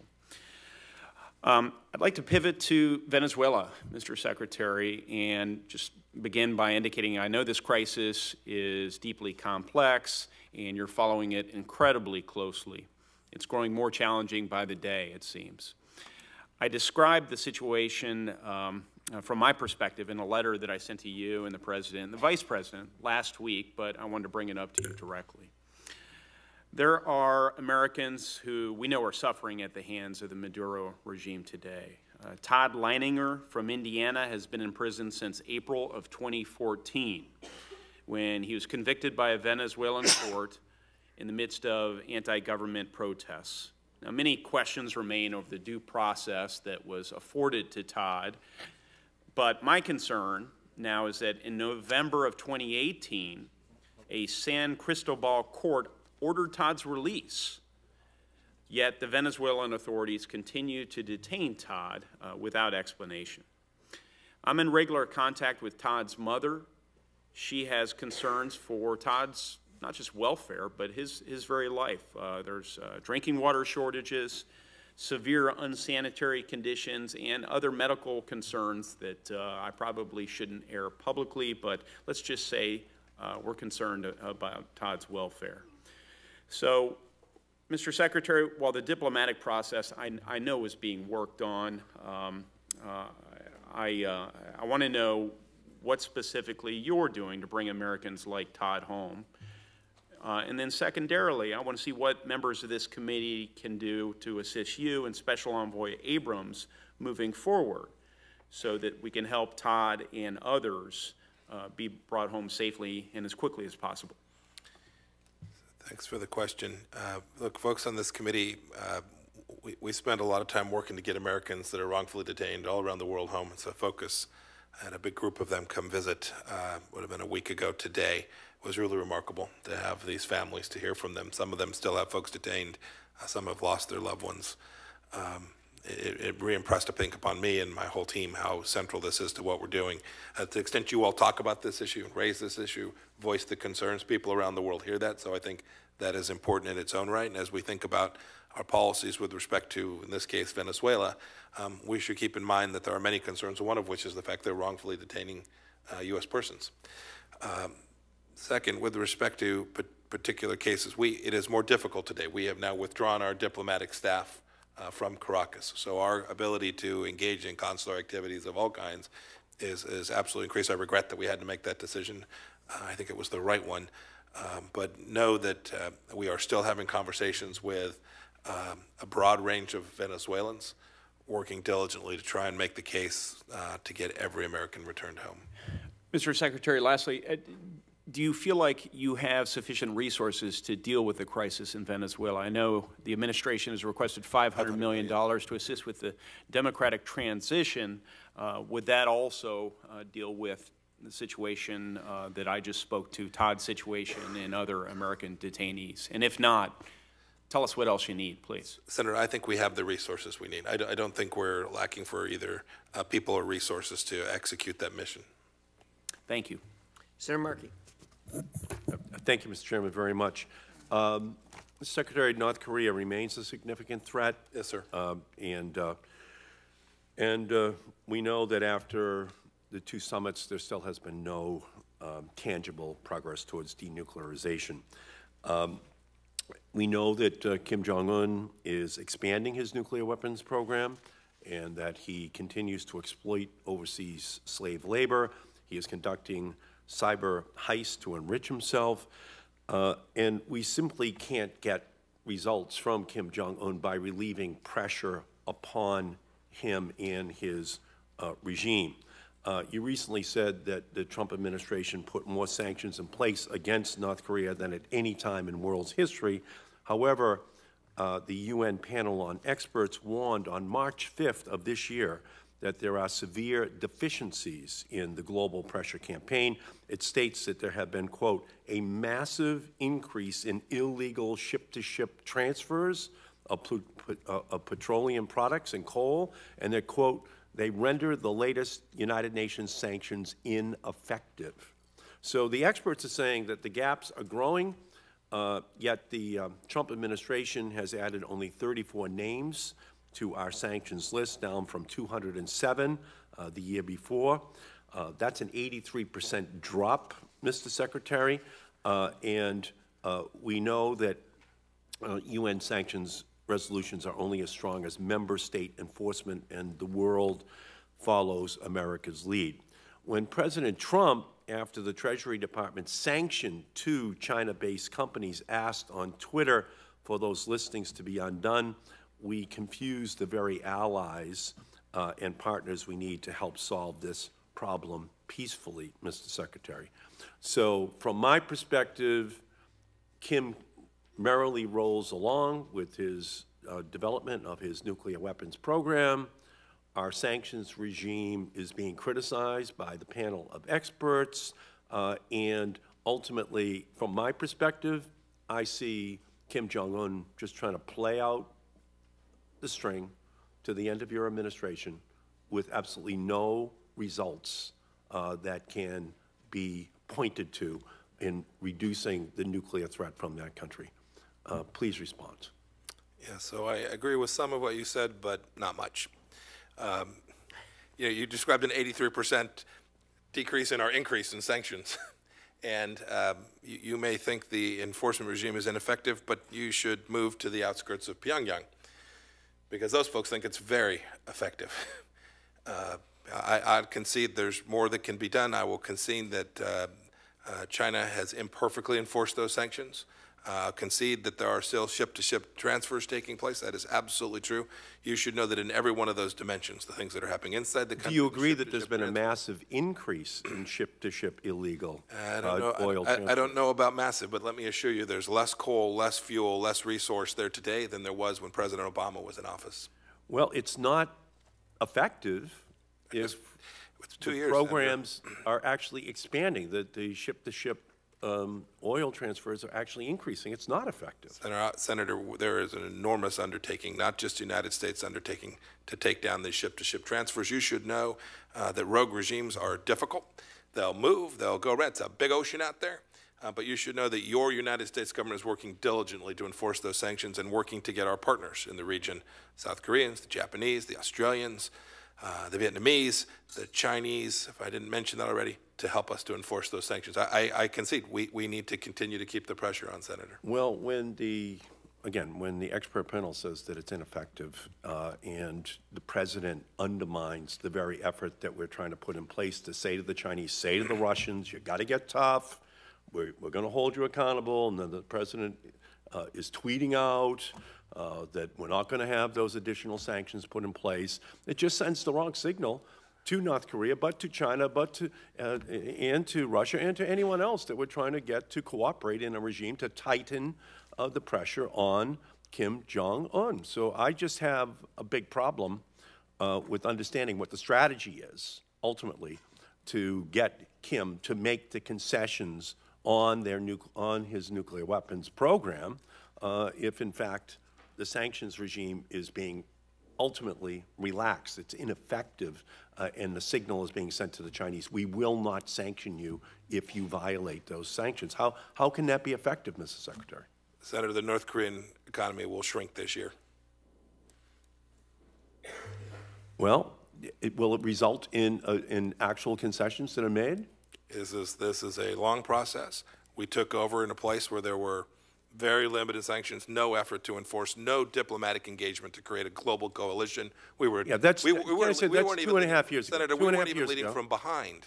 We refused to engage against this threat. And we've taken this seriously. We're going to continue to take it seriously. We've got them to stop missile testing. We have them to stop nuclear testing. We're going to keep at it. Right, well, look at the economy may be going down in North Korea. It's just not going down enough. The sanctions aren't tough enough. We're not pressuring them enough. We're not sending the right signals to China and to Russia to cut it off even further. So yeah, it might be going down, but it's not going down on a level that's affecting Kim in terms of making concessions to us or the president at the summit that reflects that we, in fact, have been successful. So the only answer to me is that we have to make it stronger. We just have to be realistic about this, or else in another year and a half, the Trump administration will have been completed, and there will have been no reduction in the nuclear program of North Korea. So that's just my bottom line.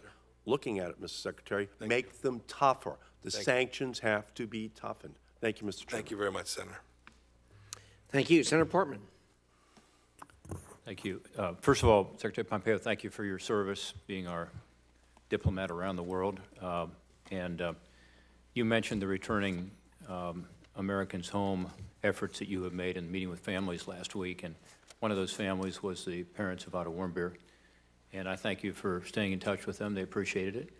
I'll be in Korea next week, talking, among others, to our ambassador, Admiral Harris, and South Korean officials about what's going on in North Korea and continuing to hold up their human rights abuses and expose for everyone what happened to Otto and what's happening to others, including North Koreans. So thank you for staying on top of that issue. And of course, tighter sanctions is something we should all want as we begin to see some progress as a result of the sanctions we have put in place. I want to talk about the Global Engagement Center quickly and about Ukraine. On the Global Engagement Center, you recall Senator Murphy and I a few years ago started working on encouraging the state to not just establish the center, but to properly fund it. I want to thank you because this year you have made a request in your budget of $76.5 million, which is a 38% increase from last year's request. I know you've got a tight budget, and I know you're being asked to find cuts elsewhere, and this is encouraging to me because I think it's undeniable that the propaganda and disinformation that's going on around the world, including from state actors, and we're going to learn a lot more, I think, about Russia even the next few weeks here in terms of what they're doing. In this session, we can't talk about some of the details, but the reality is it's such a huge threat, and I think your former role at the Central Intelligence Agency probably informs you better than other secretaries of state. So I assume that having recognized that, this budget increase is reflecting your concern. Having said that, one thing we haven't gotten done yet is this DOD transfer. We've authorized a $60 million transfer from DOD for this fiscal year 2019. It's authorized by law. Can you confirm that you all have requested that full $60 million from DOD? Senator, we have requested that. Thank you. Do you see this process going a little more smoothly this year? Last fiscal year, recall, we got it at the 11th hour, maybe the 11th and a half hour, if that's possible. Any sense of where we are this year? Senator, we're working on it. It did take us a long time last year. I hope that it goes more quickly this year. We've now done it once, so I think there's a mechanism in place. I'm hopeful it'll move along more quickly. Interagency cooperation is one reason we put this in place, where you've got to go to the State Department or the Defense Department. They've got to work with you. Do you feel as though the interagency process is working well? We want DOD's help in this effort. You mean with respect to the GEC? With respect to GEC. Yeah, absolutely. I feel like we've made strides. Look, it took us a little while. We didn't have someone there that we'd chosen to lead that organization. We now have that person in place, and I think it's improved dramatically, really, over what's now the last 2 months. With regard to Ukraine, quickly, and thank you for the GEC help. We have finally, as you know, provided help to the Ukrainians to be able to defend themselves. And that was a change in this administration. We appreciate that. Lethal and non-lethal security assistance so they can defend their own sovereign territory. In the National Defense Authorization Bill 2 years ago, we authorized naval assistance for the first time. And particularly what's gone on since then on the Kerch Strait means that we need to do all we can to help deal with the naval side of this. that the Russians are being increasingly aggressive. Do you know what the status is of transferring these 2 excess island-class cutters to the Ukrainian Navy, and are you encouraging of that? I am encouraging it. I do not know the status, Senator. Okay. I appreciate you guys getting back to me on that. It seems to me that that's one of our pressing capability gaps we have. Can you speak to other concerns you might have about what's going on in Ukraine, particularly vis-a-vis Russia? So we are now years into this, and it is frozen at best. Still challenges, still fighting along the line of control nearly every day. You know, I think everyone's staring at the Ukrainian election now, a handful more days before the Ukrainians will select their next leader. And we will engage closely with whoever that leader is to ensure that we continue to provide support for Ukrainian democracy. Well, I appreciate that. I do think we're at a critical time right now. We'll see what happens in the election. I plan to go over after the election and meet with the new government, but it is a frozen conflict. I've been on the contact line. On the other hand, I think we have begun to change the dynamic by the support you provided. We've got to continue to do it. I have one other question. Maybe you can send something in response as a written response, but it has to do with the sanctions regime. I'm hearing from some folks that state that they're having a tough time sanctioning certain Russian individuals because the Treasury Department indicates that our legislation here is too restrictive. In other words, that legislation as it relates to specific things like Ukraine and what happened in Crimea might not relate exactly to a particular individual who is otherwise involved in malign efforts that affect the national security interests of the United States. Would it be helpful for you to have a broader sanctions regime that this body could send you in order to ensure that the individuals that you would like to sanction are able to be sanctioned? I think it's definitely worth taking a look at. Some of this is on the Treasury side, so the relief would need to be for the broader scope would need to be for Treasury sanctions. But I'd love to see that, and we should evaluate and make sure we do it in a thoughtful way so that we actually pick up what we're looking for. Okay, if you could provide us some further information on that, that'd be Happy helpful to do that, as yes, what sir. you're looking for. Thank you, Mr. Chairman.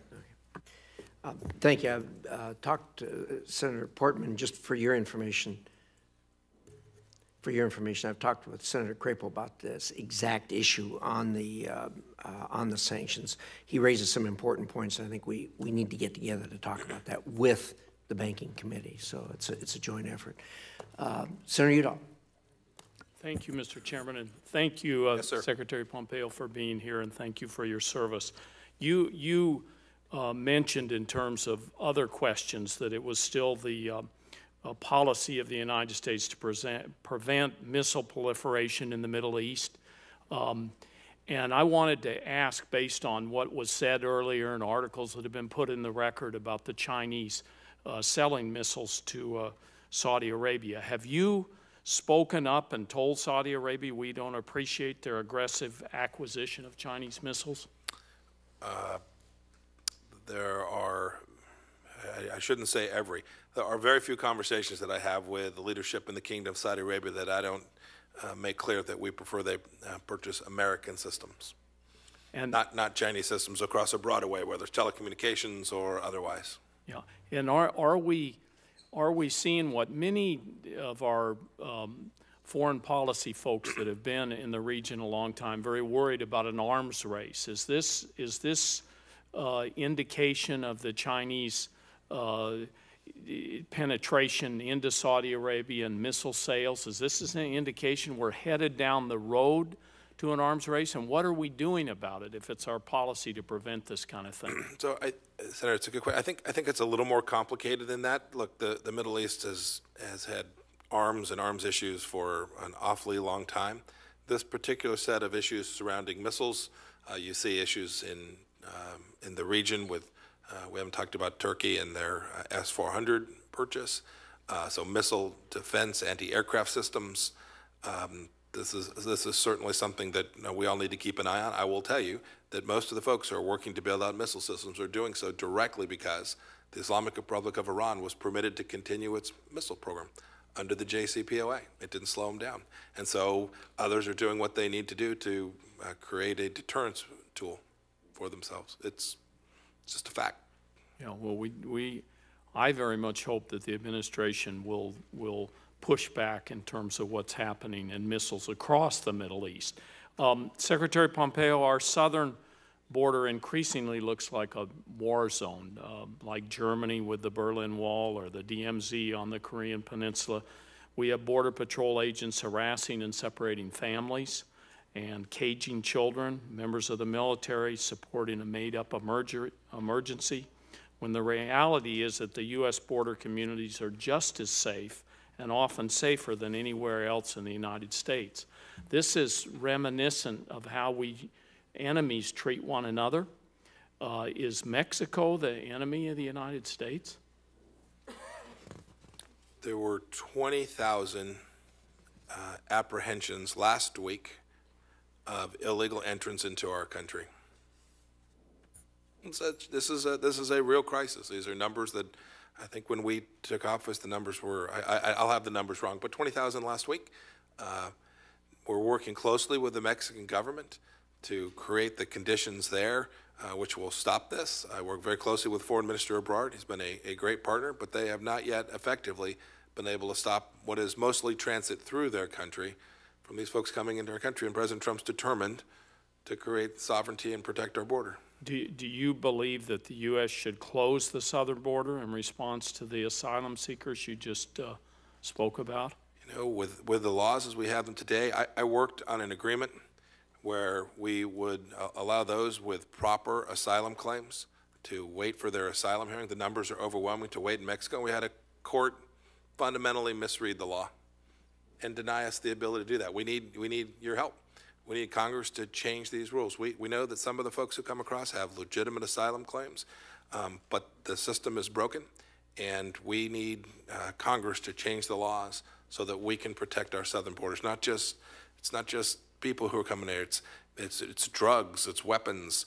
The stories, you know them, about human trafficking that's taking place, or what's happening to women as they move across Mexico is truly tragic. If we can secure our southern border, we will improve the lives of those people. I'm convinced of it. Do you believe our country is, quote, full, as the president has said, and that we should not accept any more asylum seekers or immigrants to the United States? This is the most generous nation in the history of civilization. just the case. As the president has said, repeatedly, the president has said repeatedly, he's talked about lawful immigration. The work that we're doing is along our southern border to prevent people from coming in here unlawfully, illegally. That's the mission set that he's set out. It's what I'm working with the Northern Triangle countries and Mexico as a foreign policy matter to take care of.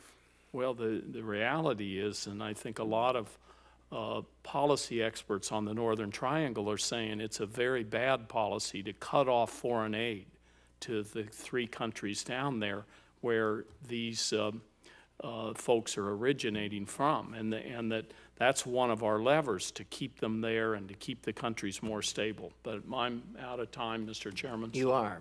Let me apologize and thank you for the courtesies, and I will yield back.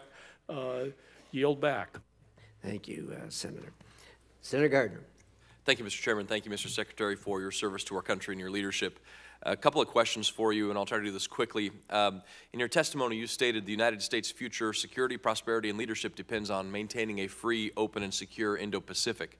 To advance the Indo-Pacific strategy, the budget request nearly doubles U.S. foreign assistance resources targeting this crucial area compared to the FY 2019 request. Do you commit to fully implement the Asia Reassurance Initiative Act, or ARIA, that we have discussed many times? We think ARIA makes great sense, and we will do our level best to fully comply. Including getting your reports that are late. Thank you. And I was going to talk about the two reports. We have the report on Association of Southeast Asian Nations Human Rights Strategy and the report on approach and strategies as it relates to denuclearization of the North Korean government. We're close, Senator. Thank you, Mr. Secretary, for that. And could you quickly identify a few new programs you'll build out to prioritize under ARIA? Build out or prioritize under ARIA? Oh, goodness. May I let our team come brief? Yes, we have racked and stacked how we think about this. I'd love to have the team get your feedback as well on the way to, if we've got the right metrics for our prioritization. You bet. Thanks, Mr. Secretary. And today, April 10th, marks the 40th anniversary of the enactment of the Taiwan Relations Act.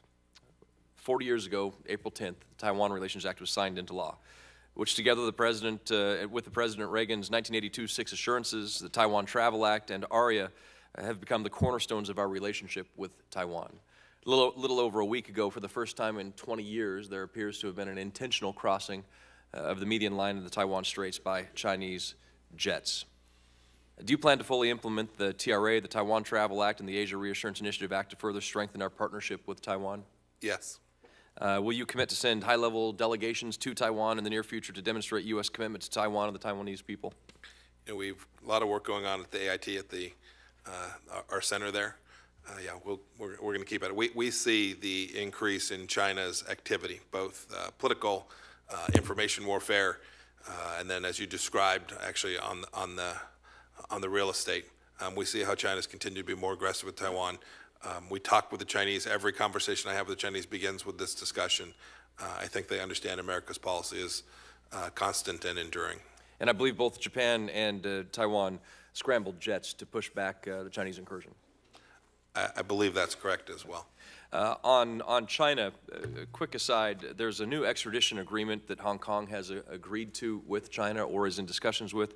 On China, the European Union today has warned journalists of this new extradition that they could face extradition to China and perhaps face jail time in China over this new extradition law. Has the State Department made any decisions or discussions relating to Hong Kong's new extradition discussions with China? I'm aware of this. We are reviewing it. I don't believe we've made any decisions yet. Would a possible warning to U.S. journalists or civil society activists, would a possible warning come from the State Department as a result of that extradition law? I need to look at it. I know the team's reviewing what took place there, and I need to see what impact it has on American citizens traveling in the region, including the occupations you just described. Thank you. Your testimony, you stated that our diplomatic efforts toward the final, fully verified denuclearization of North Korea are the most successful that have ever been undertaken. We remain committed to that goal. This budget provides for our diplomatic outreach to continue implementation and enforcement of sanctions until we achieve our objective. Do you commit to the full enforcement of existing sanctions against the North Korean regime under U.S. law, including all of those mandated by the North Korea Sanctions Policy Enhancement Act and ARIA? Yes, Senator. Do you agree that no sanctions against North Korea should be lifted until North Korea demonstrates a commitment to complete, verifiable, irreversible denuclearization? I want to leave a little space there. From time to time, there are particular provisions that if we were making substantial progress, that one might think that was the right thing to do to achieve. Sometimes it's visas. So I want to leave a little room. But yes, your point is well taken. The enforcement regime, the core UN Security Council resolutions need to remain in place until the verification of denuclearization has been completed. And would you support further sanctions legislation by this Congress, the lead act that Senator Markey and I have introduced, or others? Conceptually, yes. I'm not familiar with that legislation. When it comes to China, yesterday we had a hearing, the Subcommittee to East Asia, where we heard from witnesses who were discussing the situation that Uyghurs face in Xinjiang in China, also discussed China's approach to Tibet, as well as hearing from a witness testifying about the genocide in Burma. Could you talk a little bit about how we are approaching these human rights violations and what we will do specifically to address the Uyghur situation and what we are further doing in Burma? So I don't want to get out in front of decisions we're working on with respect to other policies we may take, but we have been incredibly candid about what's taking place inside of China, and not only to the Uyghurs but to the Kazakhs and Christians. This is historic. The numbers are staggering. It's certainly into the hundreds of thousands of people. It began, this information management, this Orwellian state began in Tibet. It's now been expanded. The same gentleman who ran the program previously now is running this program in Xinjiang. This is a very serious matter, very serious human rights violation. The State Department and, frankly, other elements of the United States government are working diligently to make clear that this is not acceptable behavior. Yesterday, His Holiness the Dalai Lama was taken to a hospital for a health concern. I think everything is all right. Would the United States ever consider legitimizing a secession, a leader following the Dalai Lama that was anointed by China? Senator, it doesn't seem likely, right? I hope the answer is no. Yeah, I want to. That's a complicated question. I'm happy to talk to you about it. No, we understand national boundaries. We understand the history. We understand what China is trying to do, and you should know there hasn't been an administration that has taken on China in a way that this one is determined to take on every dimension: military, diplomatic, the trade agreement, the economics, the intellectual property theft. It is robust, human rights included.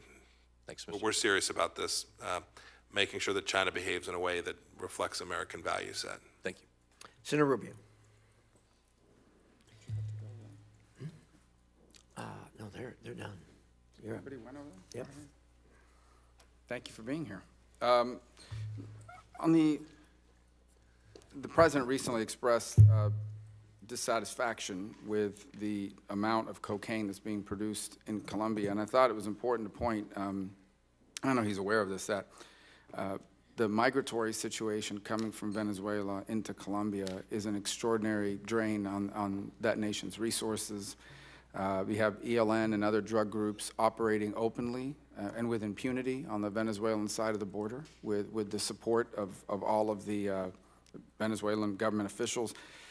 The migrants, by the way, are very vulnerable people, some of whom are now being actively recruited in efforts to get them to join some of these gangs on the border. The drug flights that come out of Venezuela carrying the cocaine headed north, by the way, many of those planes land right in the Northern Triangle countries where they're passed on to drug trafficking organizations that are fueled by the drug proceeds and, of course, are a key part of destabilizing Central America, leading to our migratory crisis. On top of that, in Venezuela, you have an active and growing Russian military presence, as we've seen in open source reporting. Yesterday, open source reports about the resumption of direct flights from Iran by the airline that our nation has sanctioned for support to the IRGC. And adding to all of this fun and games is the fact that we know that they have purchased a series of man-pads, Russian-made systems, which in a place where you've got gangs acting with impunity in the street, links to drug trafficking organizations, linked to guerrilla groups on the border, there is always the concern that these man-pads could be stolen or transferred for profit. They're involved in every sort of illegal traffic imaginable. So I guess it leads to the question, could not the argument be made, or is it our position, that the Maduro regime, based on all of this that I've just outlined, represents a direct threat to the national interest and the national security of the United States? Senator, I don't think there's any doubt that that's the case, that the Maduro regime presents a threat to the United States of America. You mentioned Iran. The Hezbollah has been in South America. This risk is very real. The drugs, something that's been around for a long time, that is not a new problem. And now the Russian footprint. Couple that with their connection to the Cubans and their the Cuban inner circle that is around Maduro, and it is clearly the case that the former leadership of Venezuela, the Maduro regime, is a true threat to the United States of America. And I guess the broader point is that of course we care about human rights and democracy in our region, especially in our hemisphere, and we're going to be supportive of it. But beyond that, there is a national security interest for the United States and what's happening there. Senator, that we agree. And one more point on these gangs. They call them the colectivos. You're aware of them, as we've seen. The normal argument you hear out there is the military is sticking with Maduro, and there's truth to that. But really, what he's using now to control the country and repress are 50,000 members of over 500 gangs, literally street gangs, that he's armed and actually openly calls upon to take to the streets and repress people. It would be my view, and I think the White House would the State Department would share it, that these military officials, high-ranking military officials, who in the past in Venezuela have openly discussed how these groups are unconstitutional and operating outside the law, it would be incumbent upon them to step forward and confront these groups at a minimum. They may not do a good coup d'etat, they may not take out Maduro, but they must confront these armed groups in Venezuela who are basically running the streets. Senator, we agree, and we have, to the extent we've had the capacity to talk to them directly, we have shared that they need to do that. It's a bit embarrassing to be a Venezuelan senior leader. You've got the Cubans protecting Maduro, and you've got the collectivos keeping down people inside of the country. We hope they will. We hope they'll make decisions that are very, very different from that. We've also spoken about this publicly. It's a real threat. These little roving gangs are doing enormous harm inside of the country. There's not only there water shortages and food shortages, but they're now Venezuelan people are being observed by these collectivos, and their behavior isn't consistent with what Maduro would wish. They're under the thumb of these roving gangs. Yeah, just one side note on that. These gangs, they'll be repressing people on the street and attacking them, and spot somebody walking down the street and snatch a purse and then go back to repressing. They're criminals. One last question. I support the designation of the IRGC. I think that was the right decision. Has the administration made clear through every channel that if, in fact, now, as a result of this, U.S. troops in Iraq are targeted, not just designated terrorist groups, but targeted, whether it's by Shia militias, the IRGC, or a combination thereof, no matter who targets us in Iraq from that Shia militias or the Iranians, that we will hold Iran directly responsible for any harm that comes to our personnel in the region, even if they do it through a third-party surrogate. Senator, we have made clear that Iran cannot escape responsibility for any harm that comes to United States interest anywhere in the world by doing it through a proxy force. They understand President Trump's policy. Thank you. Senator Cruz. Thank you, Mr. Chairman. Mr. Secretary, welcome. Thank you for your service. I want to talk a little bit about Iran. And, yes, sir. And let me start out by thanking you and the administration for designating Iran's Islamic Revolutionary Guard Corps as a foreign terrorist organization. As you know, that's a step I've long advocated, have introduced legislation to move it forward. And I wanted to ask you to explain to this committee and the American people why designating the IRGC as a terrorist organization is, number one, justified on the merits, and number two, what the consequences of that designation are, specifically for financial institutions or corporations doing business with IRGC-affiliated entities. Senator, right, by its very name, people say the IRGC, and sometimes they get the I and the R wrong. This is the Islamic Revolutionary Guard Corps. I think that's important. They named themselves appropriately. This terrorist organization has killed over 600 Americans. The number's probably far higher than that. They continue to engage in terror around the world, including assassinations campaigns in Europe and the West. This was a kind of easy decision, reflecting reality, and so I'm happy that we were able to announce that decision yesterday. Second, with respect to its impact, the IRGC has another component, which is what I'll call the kleptocracy component. It runs a significant piece of the Iranian economy. The numbers vary, but I've seen numbers as high as 20 or 25% of the Iranian economy has resources and wealth that transfer to the IRGC itself. If you're the general counsel of an Asian bank or a European bank, your world changed when that designation came out yesterday. If you're thinking about doing business or providing material support in any way to any company that might be connected to the IRGC, this sanction will cause you not to do that. From our goal, what that will do is it will deny them the resources to continue their terror campaign around the world. Thank you for that answer. You and I worked together as there was an interagency debate within the administration about whether the president should pull out of the Iranian nuclear deal. I think the president made unquestionably the right decision. As you know, there were significant voices within the State Department that resisted that step, and that I believe continue to resist that step. And I want to talk to you about two different aspects of implementing that decision to pull out of the Iran deal, namely the nuclear waivers and the oil waivers. On the nuclear waivers, as you know, we have waivers that allow Iran to continue with supposedly non-military nuclear research. If you look to the extraordinary results that the Israeli raid seized from Iran, that debunked what we were told by the Obama administration and the International Atomic Energy Agency, and made clear that there were entire parts of Iran's civilian nuclear program that were built in order to create nuclear weapons, and that it was little more than a sham. I want to ask your view on should we continue to grant nuclear waivers. As I understand, they're up for renewal next month. Should we continue to grant nuclear waivers given the rather significant evidence that doing so could further Iran acquiring nuclear weapons? Senator, I think this administration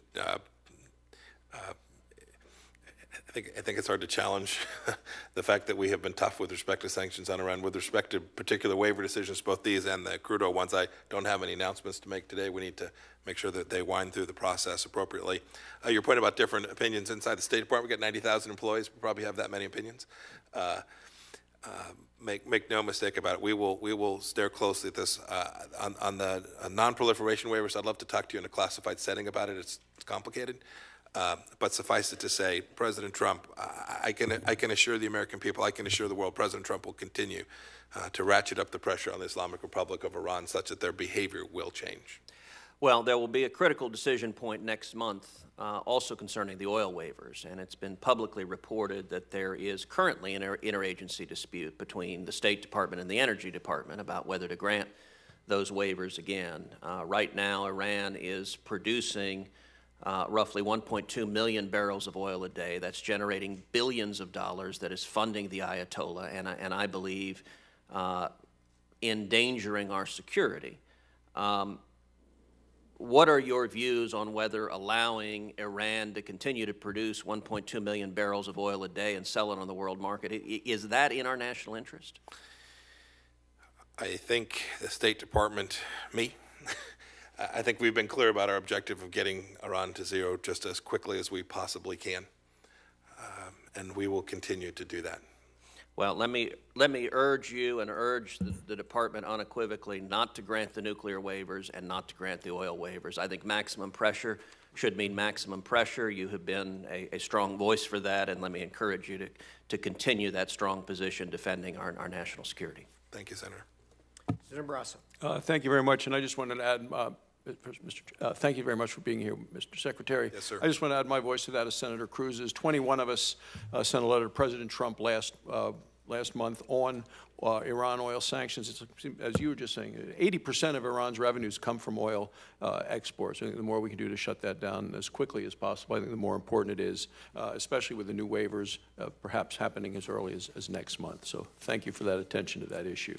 I wanted to switch to Turkey and the S-400 and the issues that are going on there. Now, you and I had a chance to talk about this a couple of weeks ago. You know, I'm very concerned about Turkey's plan to obtain the S-400, the surface-to-air missile defense systems from Russia. They want to do that in July. I would recommend to you an editorial in the New York Times today, a U.S. fighter jet or a Russian missile system, not both, by Senator Risch, Senator Menendez, the ranking members of this committee, as well as by Senators Inhofe and Reid, who are the ranking member and chair of the Armed Services Committee. You know, I think Turkey's purchase of the S-400, it reduces the interoperability of that system with our allies. It poses a serious threat to the security of our F-35 fighter jets and the entire NATO system. A number of us were visiting with a number of NATO countries over the last couple of weeks. Great concern over that. I know the Secretary General, who celebrated the 70th anniversary of NATO with us in the joint session of Congress, has similar concerns.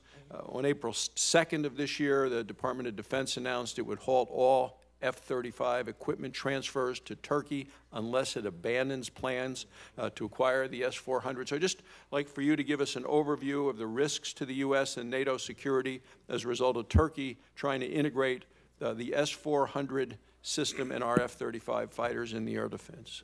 So I'll leave the details to the experts, but as I have been briefed by the Department of Defense team, it is not possible to both fly the F-35 in space where the S-400 is significantly operable. That's not a very technical description, but the two cannot coexist. We've made that clear through the foreign ministry channels. We made it clear to General Carr through the Department of Defense channels. This very challenge, this technical challenge it presents. We now have provided an opportunity for the Turks to buy American system that will provide them with the air defense capability that they want for their country. That offer is on the table. The details are being worked through, and we've made clear to the Turks as plainly as we can. You know, they build a significant component of the F-35 as well. Not only are they purchasers and customers, but they are a part of the supply chain for the F-35. We've made clear that none of that can exist if the S-400 is purchased by them. Are there consequences that you have in mind that Turkey should face if they do go ahead with that purchase? Well, I mean, I think as a statutory matter, well, the lawyers will have to sort through the details, but The S-400 is a significant weapon system, and we've shared with them, we've asked them to go take a look at CATSA, what that might well mean for them. It's just, I think Acting Secretary Shanahan said it best yesterday, says that, we can't continue to have the F-35 operable in space where the S-400 is also sitting. And I think one of the other topics you and I had a chance to discuss was Nord Stream 2. I mean, it came up when we were at the Munich Defense Conference. It continues to come up for discussion.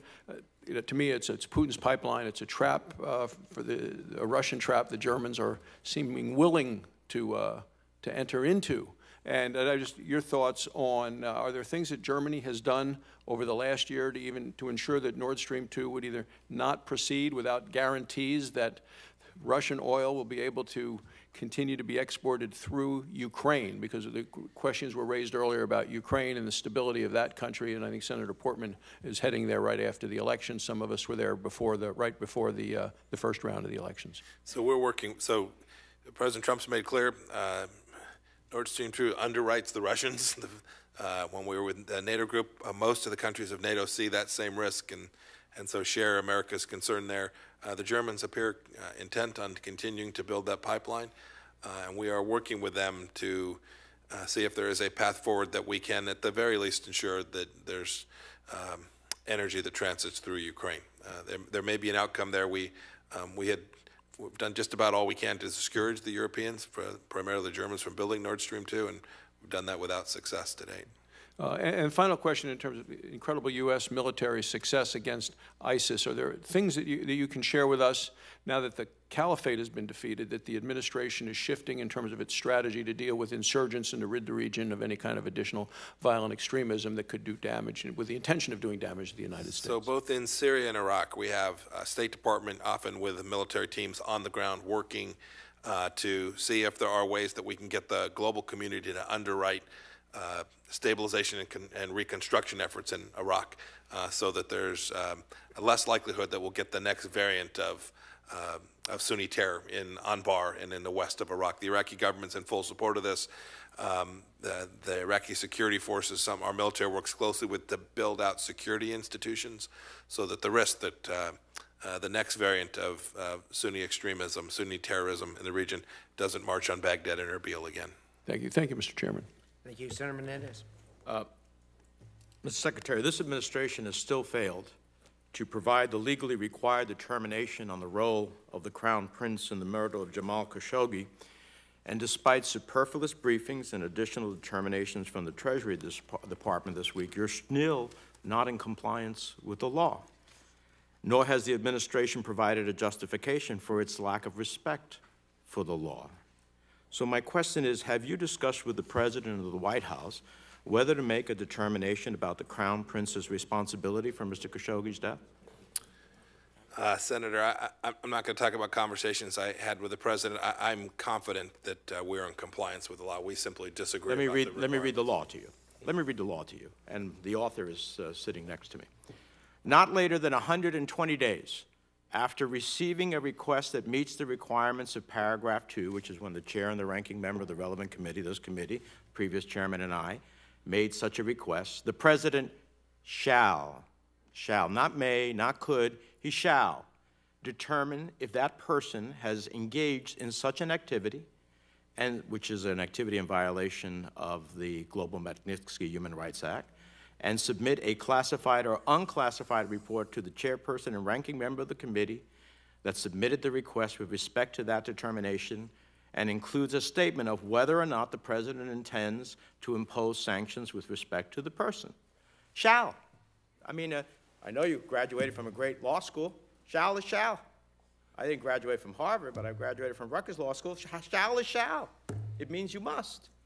And yet, you refuse to get, even if your determination is that he hasn't, but you refuse to give us a determination.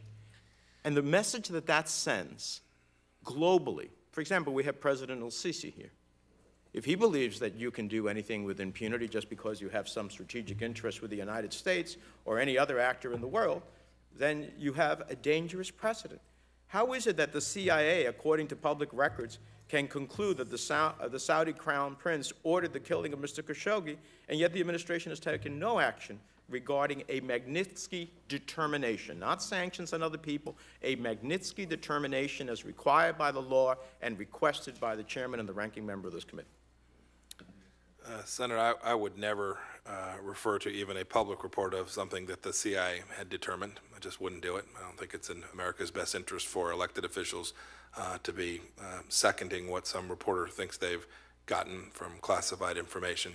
Second, with respect to the global Magnitsky Act. I think you should tell Senator Graham that too. Yeah, I would tell anyone, Senator. Bottom line is there are public reports that speak to this, and there's a whole host of public reports that speak to things that unfortunately the government doesn't tell us, even as members of the Senate, as we found out yesterday.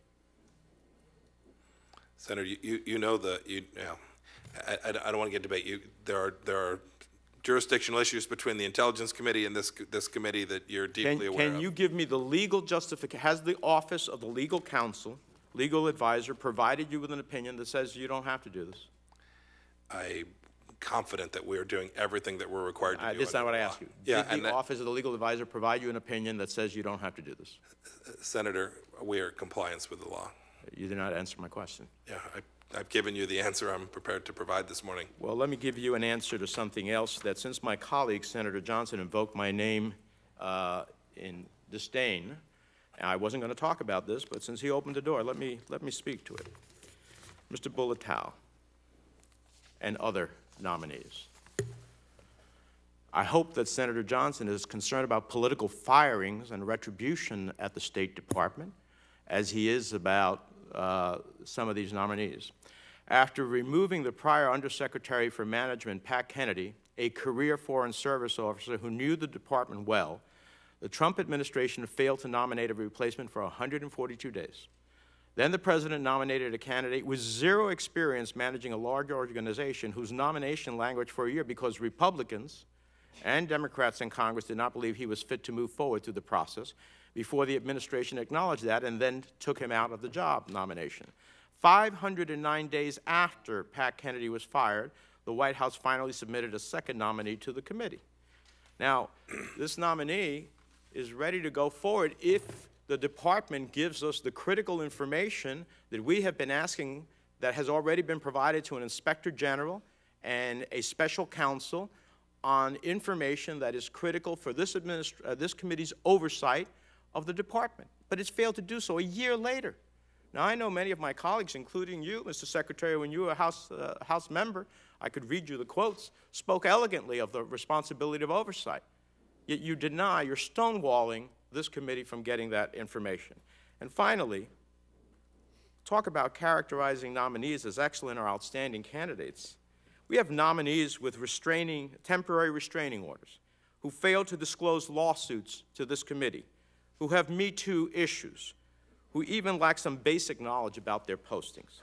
Amazingly enough, we have some nominees who have either written or retweeted vile things about current and former senators on this committee and their families, which speaks to their judgment as someone who's going to represent the United States in the world.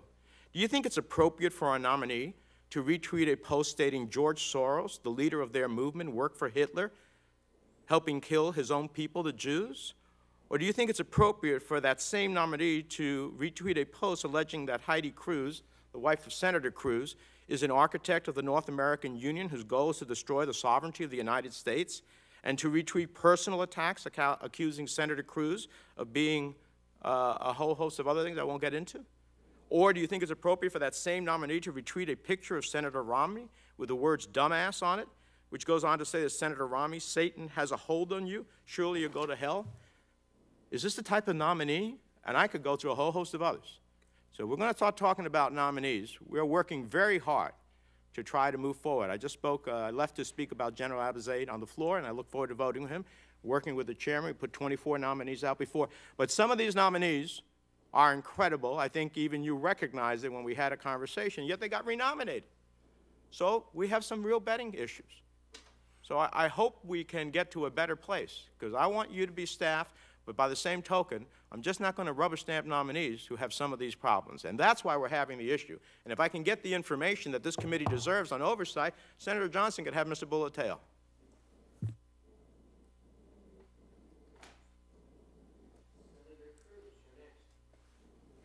Thank you, Mr. Chairman.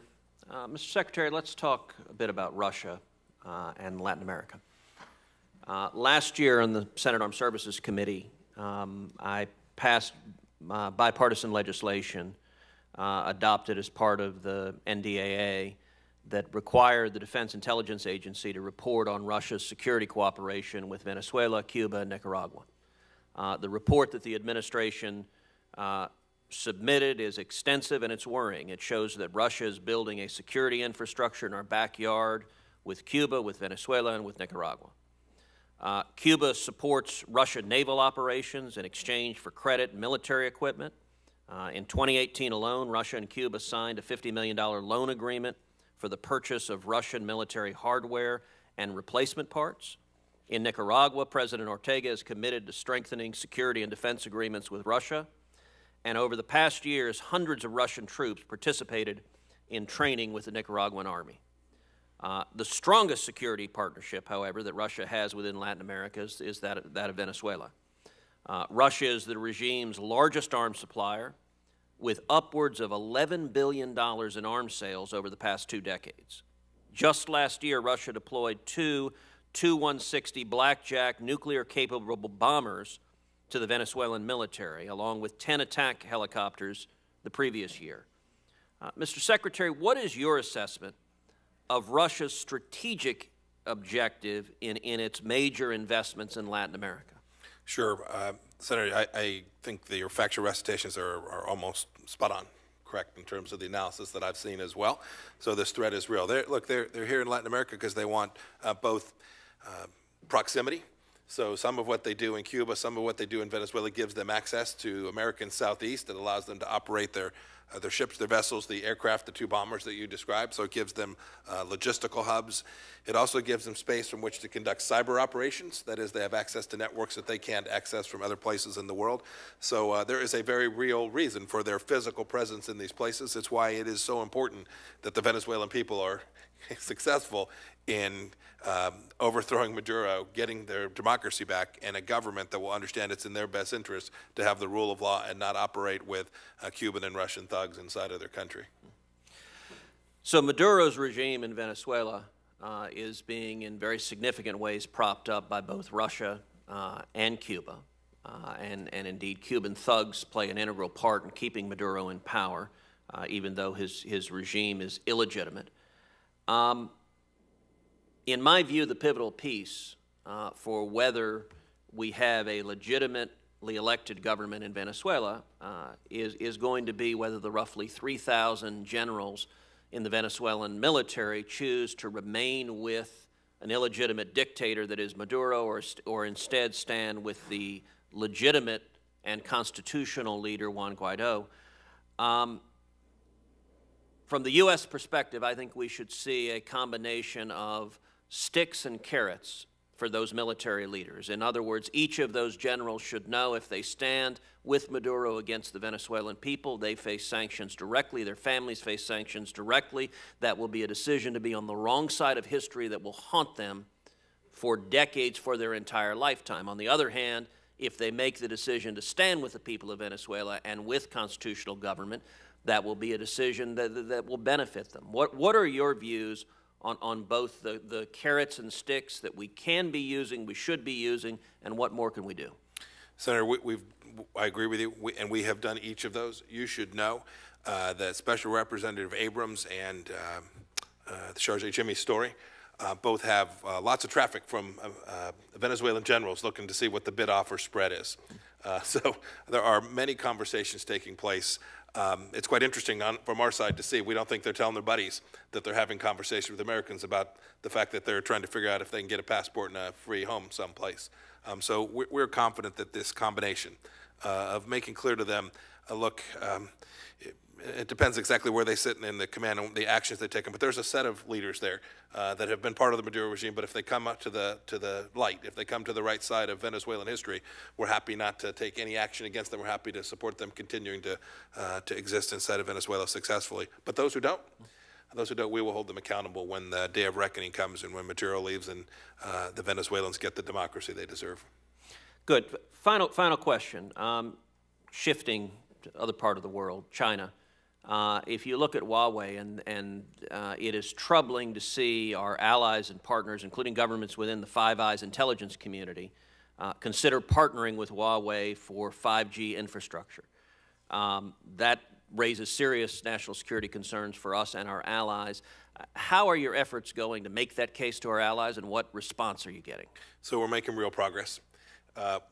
I would hope we would get better responses more quickly, but we've continued to make clear the risks, two risks, right? They have their own risks, risk to their systems, risk to the privacy of their own people. But the second risk is, and certainly if you're a Five Eyes partner, but even if you're outside of Five Eyes, inside of Europe, we still share a great deal of intelligence with you, or co-located or work alongside you. We've made very clear to them, you jeopardize that. We may have to not be able to be there with a DoD system. We may have to not be there with a State Department system because we need to protect our information. So we've made clear moving down that path presents at least two very significant risks, and we've urged them to make a decision that stays away from this technology. There are other alternatives that will deliver them better security and better relationships. Thank you. Thank you, Senator Cruz. Senator Shaheen.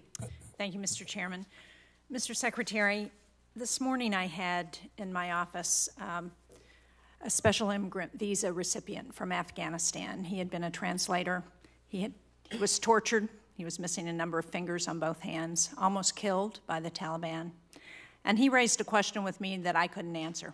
He said, why do we believe we can negotiate with the Taliban today, since we have not been able to do that in past years? And why is the government not at the table for these negotiations? During the time that the negotiations have been ongoing, 7 Americans have been killed by the Taliban. So can you answer his question for me and tell me how we are responding to the Taliban's violence against Americans that has happened during the negotiations? Are they paying any price? Have we asked them for any accountability for what's happened? Yes, ma'am, I think I can answer his question. His statement that we're not talking to the Afghans is not true. We have extensive daily conversations. I'm sorry, I mischaracterized that. I should have said that the Afghans aren't at the table for those negotiations. They are to the extent there are negotiations taking place. They are as part of the table as anybody else. We're talking with the government of national unity, speaking with the Taliban. We are working to get the two of them in the room together. We think we're closer than we have been at any time in the last decade in achieving that. This will ultimately be a resolution that the Afghan people will have to achieve. With respect to why we're talking to the Taliban, is they control a significant amount of resources. And to get the reconciliation we need to take down the violence level, the Taliban is going to have a say. I'm sorry to interrupt. I didn't mean to indicate why are we talking to the Taliban. It's why do we believe the Taliban will be honest with us any more today than they have been over the last 17 years? Oh, yes, ma'am. That's a fair question. Trust but verify. It will be about actions on the ground. We understand there's not only a deep level of distrust with the Taliban, there's a deep level of distrust with many of the actors in the Afghan area. It's a nation that has a sad history with respect to truth-telling and corruption. So the Americans, we have our eyes wide open. This will need to be an agreement if we can receive one that gets reconciliation, that takes down the violence levels, but it'll be the actions ultimately. The negotiations will get a framework, but it'll be the actions we see on the ground that will ultimately come to deliver the confidence that we can begin to do what President Trump has directed us to do, is to take down the enormous resource commitment and risk to American soldiers that we face every day. And what are we doing to ensure that Afghan women are at the table during these negotiations? As you know, we passed the Women, Peace, and Security Act. The President signed it into law that says women should be at the table in conflict-ending negotiations. So there's, I think Ambassador Khalilzad said this pretty well the other day when he was asked a similar question. We've made some real progress with respect to how women are treated in parts of Afghanistan today. Without a doubt. It's been uneven, to be sure. We want to do everything we can to make sure that as Afghanistan moves forward, we don't retrograde, we don't go backwards on that. And so they should be part of the discussion. I think Ambassador Khalilzad said that pretty clearly. Well, I had a chance to ask the ambassador that myself several weeks ago, and I was not reassured by his response that we have made a firm commitment to ensure that they are part of any negotiation. So I hope you will commit to that today, that that is part of what our effort is in Afghanistan as we're looking at ending this war. Well, remember, the Afghans will ultimately decide, right? I mean, no, I appreciate that, but we also have, as we are doing in the negotiations, we are putting pressure on the Afghan government. What I'm asking is that we put pressure on the Afghan government and the Taliban to ensure that women are part of the negotiations. Senator, there are lots of issues that we're working our way through. I understand that, but this is half of the population of the country. Yes, ma'am, and I hope they will make their voices heard. I hope they will turn to their leadership, that they will demand of the folks in there, if they're in Kandahar, they're in Kunduz, if they're in places. I hope the women of Afghanistan will demand that of their leaders, and not what we'll do. America, we've always done our part there. America can never be criticized for not doing enough for the Afghan people. I take great umbrage to suggest we're doing anything different, and so I'm urging the Afghan people. And I have done that too. And their response to me has been, we hope that you will also put that kind of pressure on the government. Yes, and that's what I'm asking. It doesn't sound to me like you're willing to commit to that, though. We're working on every front to make sure that we continue to move forward on every element. We want every woman's voice to be heard. I hope they'll all do that. And I hope you will, and our government will put pressure on the Taliban and the Afghan government in the same way. So we can agree to leave it at that. I would like to just add one more comment that's a separate matter. I have a constituent who was medically evacuated from China, and through him, our office has been engaged in an effort to better understand what happened to some of the Chinese officials who have been medically evacuated. I understand that there is a report about what happened there. Would you be willing to, would you agree to come before this committee to share with us the information that's in that report? I'm happy to share everything we've done for every State Department official who we believe has been harmed by the kinds of incidents that you're describing, first in Cuba and then one in China as well that have been confirmed to date. And that's in part of the report? Yes, I'm not certain of the exact report. There's been lots of work to do. There have been many reports. I'm certainly happy to share with you what all of the United States government, including the State Department, has done for these officers who have been harmed and some who believe they've been harmed and are still being medically evaluated. Thank you. Would we have to do that in a classified setting? No, sir, not for most of it. Okay. There may be some. There may be some that has to be classified in terms of the vectors or the methodology and what we're doing to figure out how these health incidents took place. But the work that the State Department's done to take care of its people, we could certainly talk about. We've all had a real interest in that for a lot of different reasons. So thank you, Senator Sheen, for raising that. Senator Kane. Thank you, Mr. Chair, and again, thanks, Mr. Secretary, for the testimony. I want to ask you about some testimony yesterday. You were before the Senate Appropriations Committee subcommittee talking about State Department budget, and you had an exchange with Senator Van Hollen about Israel and the potential annexation of the West Bank. I think he asked you questions about if Israel annexes all or a part of the West Bank, what would the U.S. do? And I'm not going to ask you that because that's a little bit of a hypothetical, and there may even be some of that might be above your pay grade. But I want to ask you the question about what U.S. policy is. So tell me what U.S. policy is right now. Would we support an annexation of the West Bank? Do we oppose it, or are we indifferent to whether that happens? Senator, I'll give you the same answer that I gave yesterday. The United States has had a long-standing policy. We've talked about it. The President's talked about it. We are now working with many parties to share what our vision for as to how to resolve this problem. Senator, you would concede that for decades now, there have been all these wonderful experts that have tried to resolve this crisis in the Middle East, the conflict between Israel and the Palestinian people, and they have each failed. So the old set of ideas aren't worth retreading. They have simply not succeeded. We are hopeful that our vision, our ideas about what this might look like, how we might proceed to do that, will create the conditions where the Israelis and the Palestinians can resolve this. So I'm not going to get out in front of what's in there, because and this bears upon the very question you're asking. I don't want to get out in front of it, but do you think two-state solution is an old idea whose time is gone? It's certainly been an idea that's been around a long time, Senator. Yeah, but you talked about old ideas that we have to set aside. Is the U.S. policy to set aside the idea of the two-state solution that was at the origin of the United States' recognition of the State of Israel? I would argue that millions of man-hours have been spent to try and build out a two-state solution. It hasn't worked to date. It may work this afternoon, but it hasn't worked Is yet. that still a goal of the United States, or is that no longer? Yeah, you can probably ask me 15 other different ways too, Senator. I'm gonna allow this process that we have. We're engaged with parties. Well, how about if I state it this way? Yeah. It has been a policy of the United States. I agree with that. I think it should be the policy. Do you agree with me or disagree with me?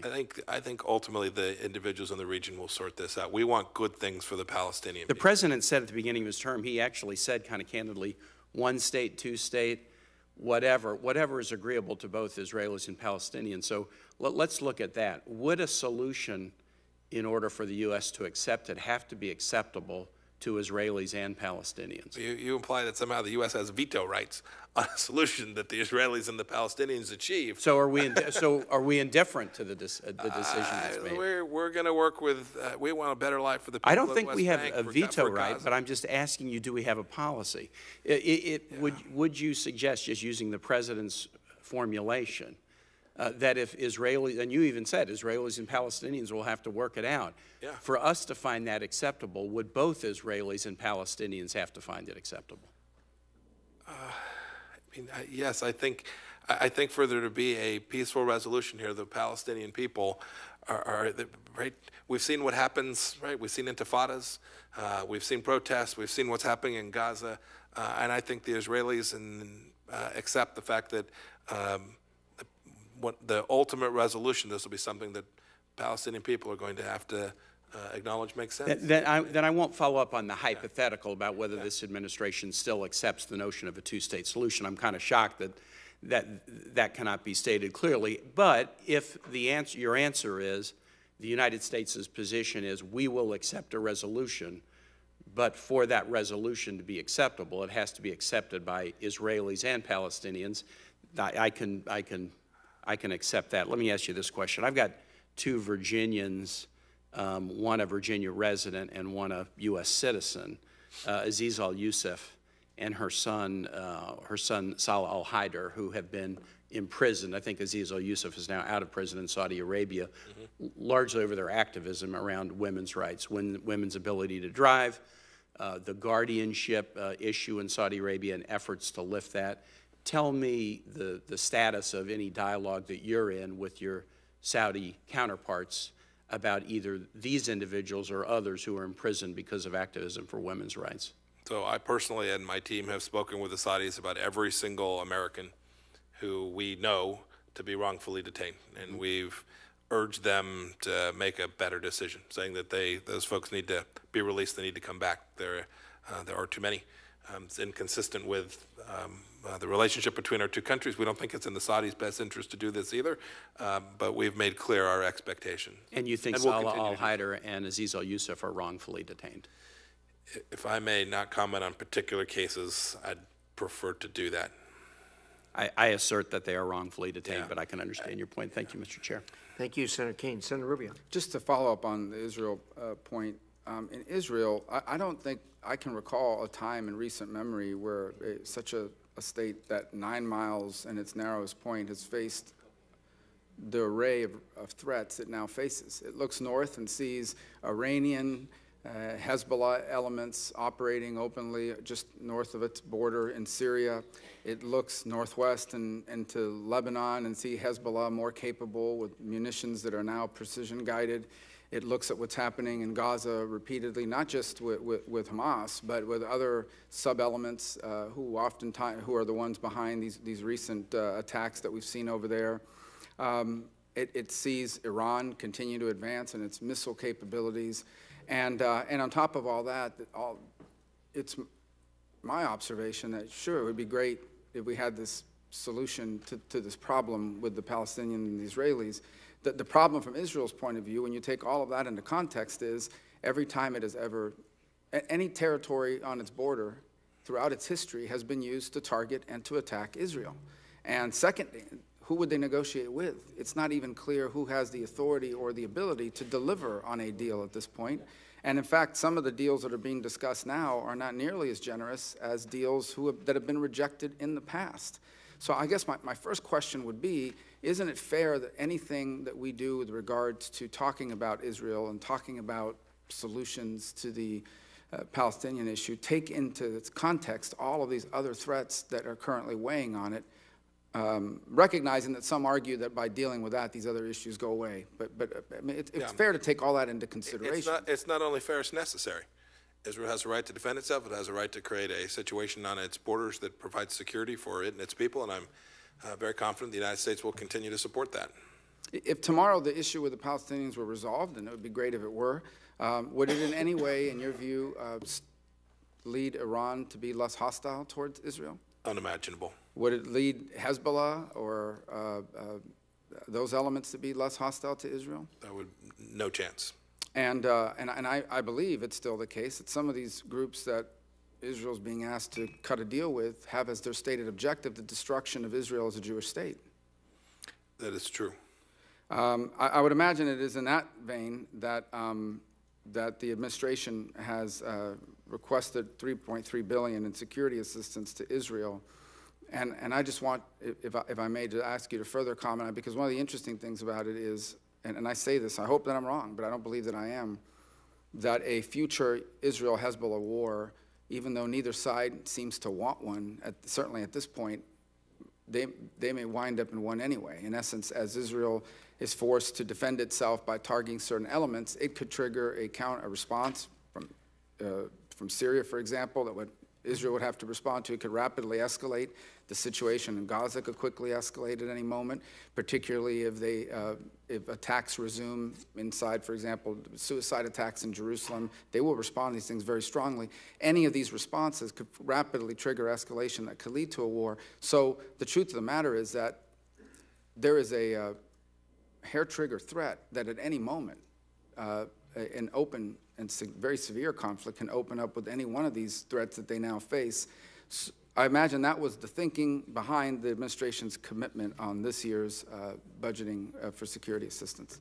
Yeah, that's absolutely true. We believe that is money well spent for American security in addition to Israel's security. You described the threats that are very real. Almost every one of them is connected to Iran. All right, the risk that Iran will decide to put missile systems inside of Lebanon, that the Israelis will feel compelled because the threat is so enormous they won't have the reaction time. The risk of escalation for these kinds of activities that Iran is engaged in is very, very real. One last question on the Houthis in Yemen. I've remained concerned that they would acquire from Iran, and I imagine Iran would be the only one that would supply them anti-ship missiles that would allow them to directly threaten not just Saudi shipping, but inadvertently U.S. shipping, or perhaps directly as a result.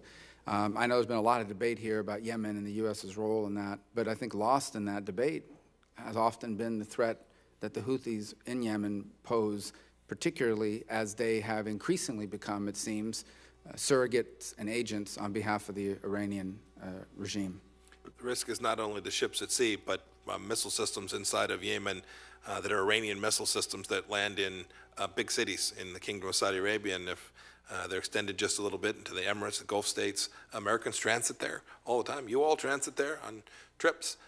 These risks to U.S. interests are very, very real. They're not just providing the equipment and hardware either. They're providing the training so that the Houthis can actually use and implement more effectively these weapon systems, UAVs as well. The technology rate that is being transferred from Iran to the Houthis presents a real risk, certainly to Southeast Saudi Arabia, but to the broader Gulf states and America as well.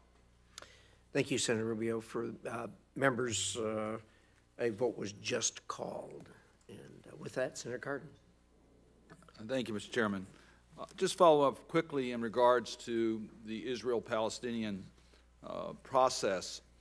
The Israel elections are now over. Well, we know they have not yet formed a new government, but the speculation is that will occur rather rapidly. There was also comment in one of this morning's paper that the United States may be putting forward a peace proposal in regards to the Palestinians and the Israelis. Can you just, particularly in response to Senator Kane's point about the United States not having veto right, can we anticipate that the United States will be initiating a peace offer in the near future, or parameter in the near future? So we've been working on a set of ideas that we hope to present before too long that will, I hope, have sufficient force of intellect and power that the Israelis, the Palestinians will see that there's value there. There'll be things that neither of them like, but things that the Gulf states think make sense. All those who have an interest in resolving this conflict will think makes sense. I'm sure there'll be critiques of it as well, but we hope that it provides the intellectual grist, a foundation upon which these discussions can advance in a way that they haven't been able to do for the past several years. Well, it seems like over the last umpteen years, it's never been the right time to move forward with peace, and peace must move forward. So I just would encourage the United States to not give up on peace between the Palestinians and Israelis. It's critical not only for Israel and the Palestinians, but for that region and for the future of that region. I want to get back to the human rights agenda, and I really am trying to find ways we work together on advancing the human rights and American values. And the Global Magnitsky is one of those efforts that was a strong bipartisan, just about a unanimous effort here in the United States Congress, to give an additional tool for the U.S. to lead against human rights violators by making it clear we don't want you in our country and we don't want you to use the banking system. And we have found many of our allies around the world have pattern laws very similar to Global Magnitsky, and others are considering it. So we already had an exchange that relates to this, the Kingdom of Saudi Arabia, but the Uyghur issue with China is another area that we've triggered interest on using Magnitsky sanctions against the Chinese on a clear violation of international standards. And I guess my point is this: the Magnitsky law was focused initially on Russia. It's now global, and we want to use it as a global tool to show that America is concerned about human rights globally. Can you just advise us as to whether this is being actively considered in China in regards to the Uyghur issues in other areas? Senator, we're considering using this global authority in many places, including Asia, including China. Well, I appreciate that. We're trying to find the right fact pattern, the right place, and that's what we've done every place in my now almost year as Secretary of State, and Treasury as well. And the purpose of Magnitsky law was to have Congress working with the administration. It's not supposed to be in competition. And you have used it. The administration has used it in many cases that have been very much in consultation with us. I would just urge us to get a closer relationship in regards to how you implement the Global Magnitsky. Let me tell you one other area, and I believe Senator Udall may have questioned on this, and that is arms sales. We're not naive to think we're not going to have arms sales with countries that don't share our total belief in governance. We understand that. But we expect arms sales to advance U.S. values, democratic values. Can you just assure us that as you look at arms sales, that we use that as a way not only for the military issues and defense, but also to advance American values in the country we're doing business with, to let them know it's absolutely essential that these arms be used consistent with American values? So we certainly do that. Indeed, when recommendations come up, as we discuss arms sales, discuss them with both the other elements of the United States government as well as the legislative branch. So that's always a component of how we think about it. Indeed, there are arms sales that we've not proposed because we looked at it and said it doesn't make sense, certainly at this time, given what's going on in that country with respect to human rights or extrajudicial killings. We certainly take a close look at those as a component of whether we think a particular arms transfer makes sense. And I would suggest, again, here's an area where Congress, this committee particularly, wants to work with you to make it clear that it's not how the administration feels or Congress feels, it's how we feel advancing U.S. values in our bilateral relations, including arms sales. Last point, if I might, in regards to Burma, and I know that question was asked by Senator Gardner, the Holocaust Museum has determined there's compelling evidence that it was ethnic cleansing. I would just ask if you could share with us how we are responding to the genocide, crimes against humanity, war crimes, issues that have taken place. We can never let an episode like this go without the United States weighing in very directly and very openly as to how this cannot be tolerated and that those responsible need to be held accountable. So I think this administration has clearly done that in Burma. We're continuing to do it. I had a conversation just yesterday on this very issue. We're looking at, are there other sanctions, are there other tools that we have where we can go after other military leaders that engaged in inappropriate behavior inside of the country. I met with the leadership of Bangladesh earlier this week or end of last week talking about the difficult conditions that these refugees are in there, how we can help as the season for monsoons once again is upon us. It's going to be a long process to get them returned. And so we all have to be mindful of making sure that there's the resources there. We have not forgotten what's taken place in Burma. Thank you. Thank you, Mr. Thank you. Senator Markey. Thank you, Mr. Chairman.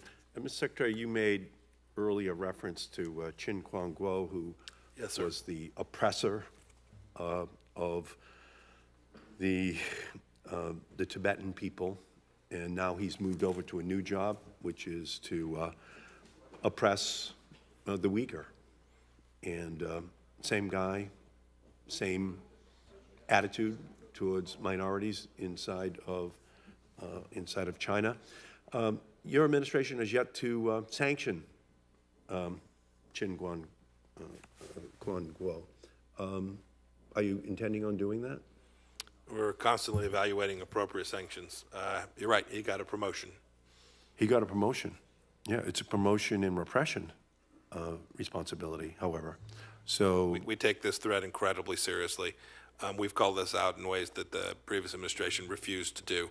I'm proud of the work we've done on human rights around the world, and including what we're doing in China. Yeah, but you have yet to sanction this guy who is in charge of the repression. So are you going to charge him? Are you going to sanction him, particularly so that the whole world knows that we are holding this man responsible for the harm which he is doing to human rights of the Uyghur? I've made a pretty consistent practice not to announce sanctions at Senate hearings. All right. Well, let me move over to Burma, where your administration has yet to sanction the commander-in-chief of the Burmese military, who is also responsible in that country for the repression of the Rohingya, which is an ongoing crime against humanity. So are you going to sanction the commander-in-chief of the Burmese military for his activity in harming the Rohingya? Senator, our diplomatic team is confronted with very complex issues in Burma. We're trying to do our best to figure out which tools to use in which places, how to shape the situation.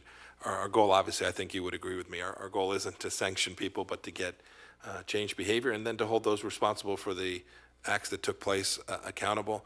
And our team, both in theater and here in Washington that works on these issues, is constantly evaluating the right tool mix. Yeah, I know what you're saying, Mr. Secretary, that it is complicated, but at the same time, I think it's very clear. I think it's very clear that there is a genocide. There is a crime against humanity which is being committed. And the United States has a responsibility to be the moral leader of the world. And here we actually know the military leader, the commander-in-chief who was responsible for this crime. And we expect you to do something about it, Mr. Secretary. We expect you to sanction him in the same way we expect you to sanction the leader in China who has been designated to oppress the Uyghur in their country. Let me move over, if I could, for a second, following up on Senator Kane's questioning, and that's with regard to the Saudi nuclear program and the recent revelation that it does have a nuclear power plant, but it's not under International Atomic Energy Agency safeguards, which is a lot different than the program inside of Iran. And what I'm concerned about, and Senator Kane has already made reference to this, is the non-public 810 authorizations for companies to pursue nuclear cooperation with Saudi Arabia. And I have repeatedly asked whether 810 authorizations have been granted, and to see them, I've received silence with a dash of obfuscation from your administration. And I recall that you yourself, over in the House, you passionately spoke about secret side deals and how much you were opposed to them when you were a House member. So will you commit to sharing the applications and the authorizations you have granted for companies to pursue nuclear cooperation with Saudi Arabia? Senator, I remain passionate about the important oversight that both the Senate and the House engage in. I think it's incredibly important to keep the executive branch acting consistent with the laws that this Congress or previous ones have passed. Let me take your request under consideration. I can't make that consideration today. There are other agencies that have a voice in this as well, but I'm happy to get an answer to you about whether we can provide it, and if so, when. I think it's important for you to be transparent, and towards that goal, I am going to introduce legislation with Senator Rubio and Senator Kaine and Senator Young later on today to mandate those disclosures. There's a bipartisan concern on this committee that we don't have enough information about these potential nuclear deals between the United States and Saudi Arabia in an already volatile area of the world. Again, the Sunni-Shia tension is already at a fever pitch. Adding this nuclear dimension to it will only make it worse. So I think it's important for us to be in on the ground floor or whatever planning you have for the transfer of nuclear material to Saudi Arabia, and transparency is key. We are the Oversight Committee, and we have to make sure that we're working to make sure these countries live together and understand each other, and not try to put together programs that will wind up annihilating each other. So I thank you for any information which you can give us, because the Middle East is about to get a lot hotter, and I'm not talking about climate change. If Saudi is allowed to continue down the pathway with ballistic missiles, with nuclear materials, that will only exacerbate and not reduce the tension in the region. Thank you, Mr. Chairman. Thank you. With that, thank you, Secretary Pompeo. This is. We appreciate your patience, and I know you agree with us that these spirited discussions are really important for development and carrying on of diplomacy by the United States. We're all Americans. We all have the same goals. How we get there, sometimes we disagree on, but it's important that we continue these lines of communication, keep them open both in open session and privately. And you've been very kind to me in that regard personally, and I sincerely appreciate that. In any event, for the information of the members, the record will remain open until close of business on Friday. And we'd ask the witness to respond as promptly as possible, and your responses will be made part of the record. With the thanks of the committee, Mr. Secretary, this hearing is adjourned.